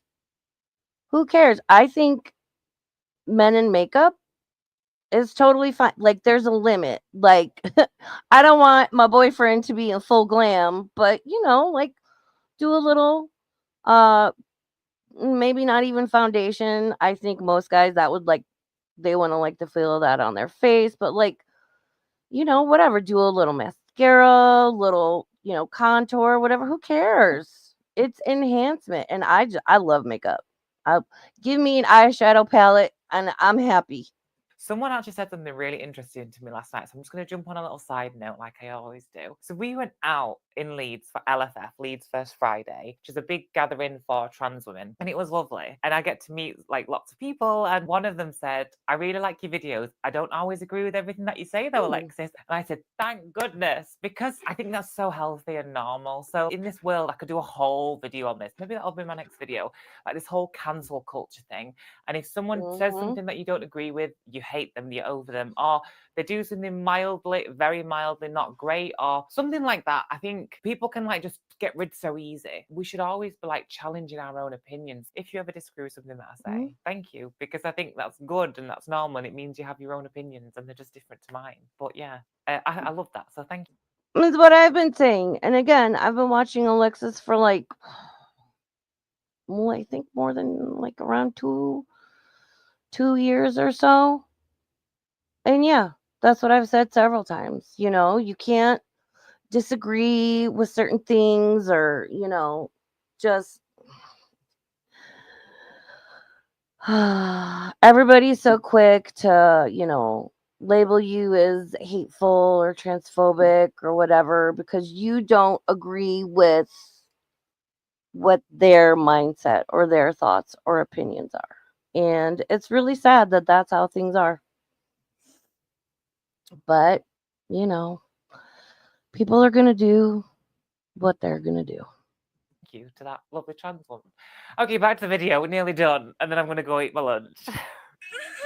Using inclusive and gender neutral terms for someone until they tell you who they are.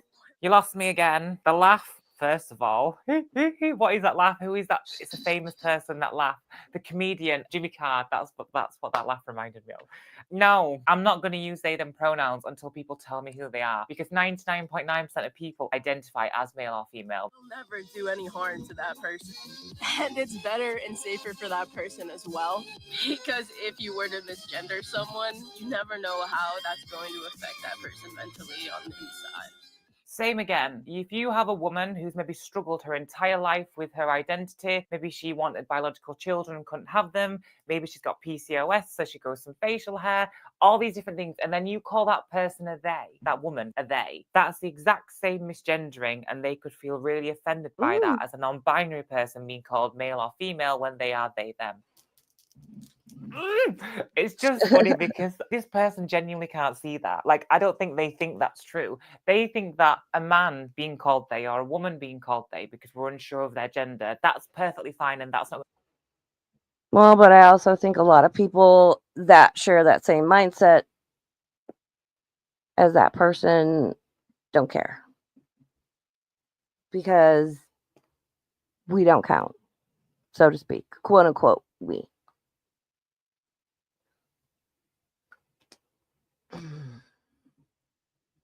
And again,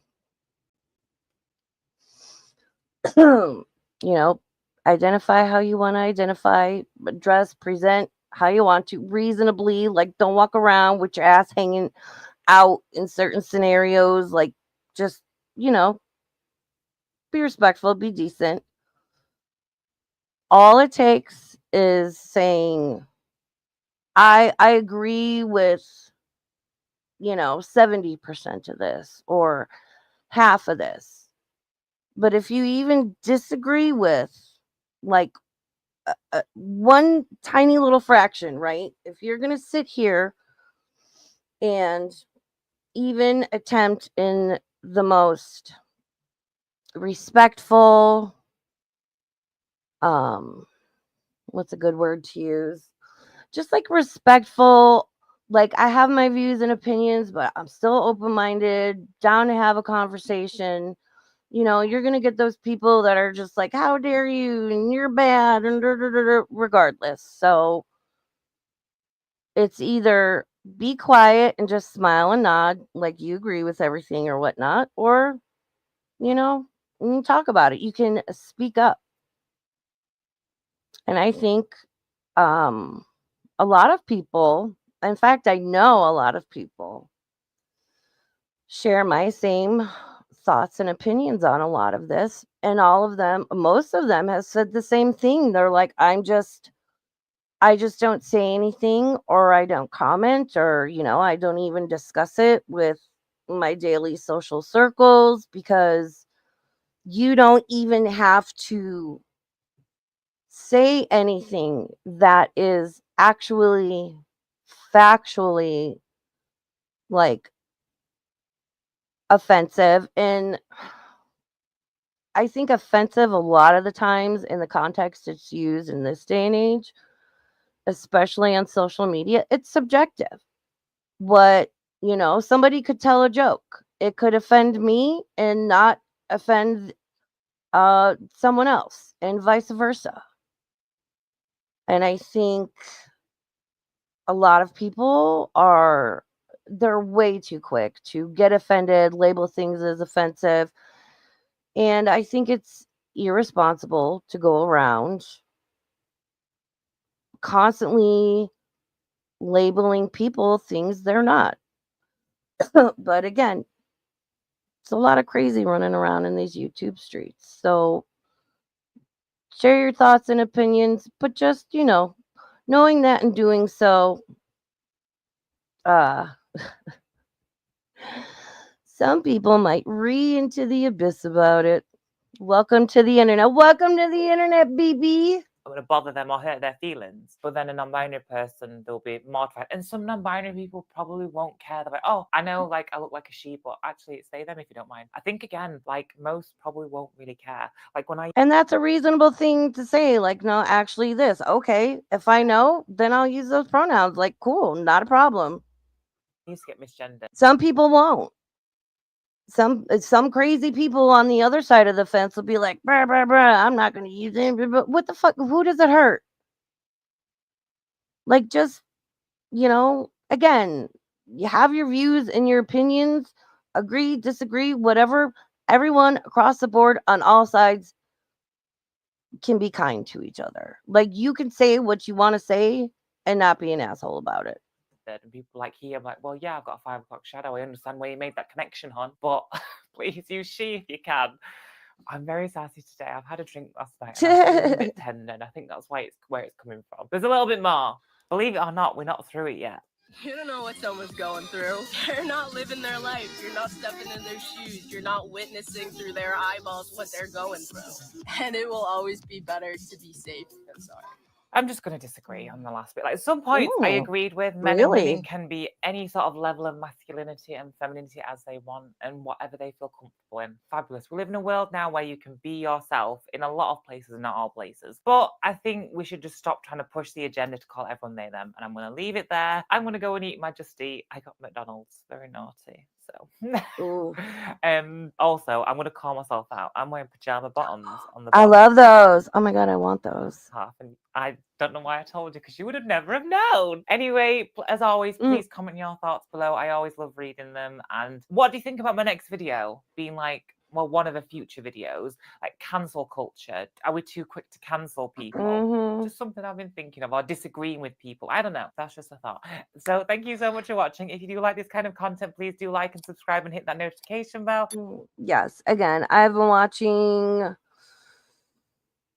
Alexis and her partner Ian for, again, like 2 years now. So, oh, wow. So in the future, I made a lot of notes tonight. I have quite a few things to look into, look further into, and a lot of just other people and topics I want to talk about. But I wanted to start with Alexis on a quote positive note, if you will.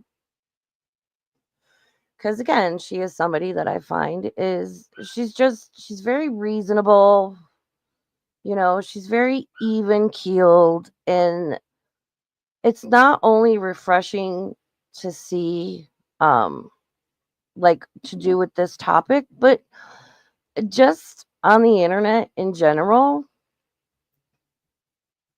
It's nice to see. I'm finding myself more and more like I've been going through all my subscriptions and I'm like, I don't watch that channel. That person's a little too far that way. That person's a little too far this way. And I don't have the endurance for it anymore. There are some people that have actually detransitioned, and I find their stories to be just heartbreaking, and I think those need to be heard because I've watched quite a few, and the one common thread I've noticed through all of their stories is that when they decided to transition, and some of them just did medications, others opted to do, God, it's cold in here, I'm like shivering. Others opted to do surgical interventions. And the common thread I've noticed is that they all say when they had decided to transition into the gender they identified with, they had all these friends, all this love and support, all of this like just reassurance, and people rallied around him. But the second that they were like, I don't think I made, their words, quote unquote, the right choice, and I want to detransition. A lot of them, all of them, like, come to think about it, I've watched about 5 or 6 different stories so far because they're like 2-3 hours a piece, and that's a lot. They all noted that all of these friends they had and support they had immediately just did a 180, dipped out on them, started calling them horrible names, horrible things, talking mad shit about them in their social circles. And the most surprising, but not surprising and disturbing thing was like the pushback from the doctors, from the medical doctors, the therapists, the psychiatrists, like, that were so quick to push them through the process of transition again, which all of that used to be much more involved and complicated, because that was something, it's like, are you sure? And if you do opt for like medication or surgical intervention, there's a lot involved with that. Some of those they're irreversible. Like, are you sure? And now it's a whole mess. And leave the kids alone, because what the fuck. But it's just really sad to hear how these people, and a lot of them, they all say like it they compare it to being in a cult. No outside information, thought police, emotional control, consequences for not going along with whatever they're being told they should go along with. So I think those stories are very important to talk about and discuss as well. And there's a lot more people too. Like, again, this is, something I've wanted to talk about for a long time. Unfortunately, I know, and I'm prepared for the bullshit that will be thrown at me, and have at it. Whatever floats your boat. I don't fucking care. Don't care. Do your thing, I guess. It's the internet. We can all say what we want, right? Oh my God. So I have my little procedure tomorrow. So I'm probably going to dip out tomorrow, and maybe the next day, if I feel up to it, I might do another like members on Tuesday night. We'll just watch like something fun or hang out and talk, do something a little lighter, because I don't think I'm going to be in the physical or mental mindset to talk about any heavy subject. I'll throw up a members only post with some options you guys can choose from. Oh wow, really? Cree says, even though most left-leaning YouTubers I watch support detransitioners, they need more support than ever. Yeah, exactly. And like, I don't understand the principle of that, of like, you want to support an individual, right? Say you're their friend, cheer them on, offer a shoulder to cry on, whatever, when they're doing the thing you think they should be doing, or saying the things you agree with or whatever. But as soon as they change their mind and are like, yeah, hey, no, it's, well, fuck you, you don't matter, you're a bad person. And again, this like thought policing, and the, you can't say even the slightest thing in disagreement. You can't acknowledge facts, science. You can't state your opinion. if you don't fall in line with A, B, and C, that's it. You're done. And I knew that talking about this, but you know, as a woman, like I said earlier, I'm a woman. This affects me, and so I'm going to talk about it. And I think that's okay. And, again, I'm sure I'll be labeled as, oh my God, you're so this and you're hateful and you're that. And then, sure. If that helps you sleep at night, sweetie, have at it. So, all right, I'm going to go because 3.5 hours is a really long stream for me. So you guys take care. Happy Inauguration Day tomorrow. I hope wherever you're at, nothing wild or crazy pops off. I hope everyone just calms their tits tomorrow. Please be safe wherever you're at. Whether snow, fires, be safe. I thank y'all for watching. Shout out replay crew, the lurkers, and the crazy haters. Love you too. I'll talk to you guys in a day or so. All right, bye.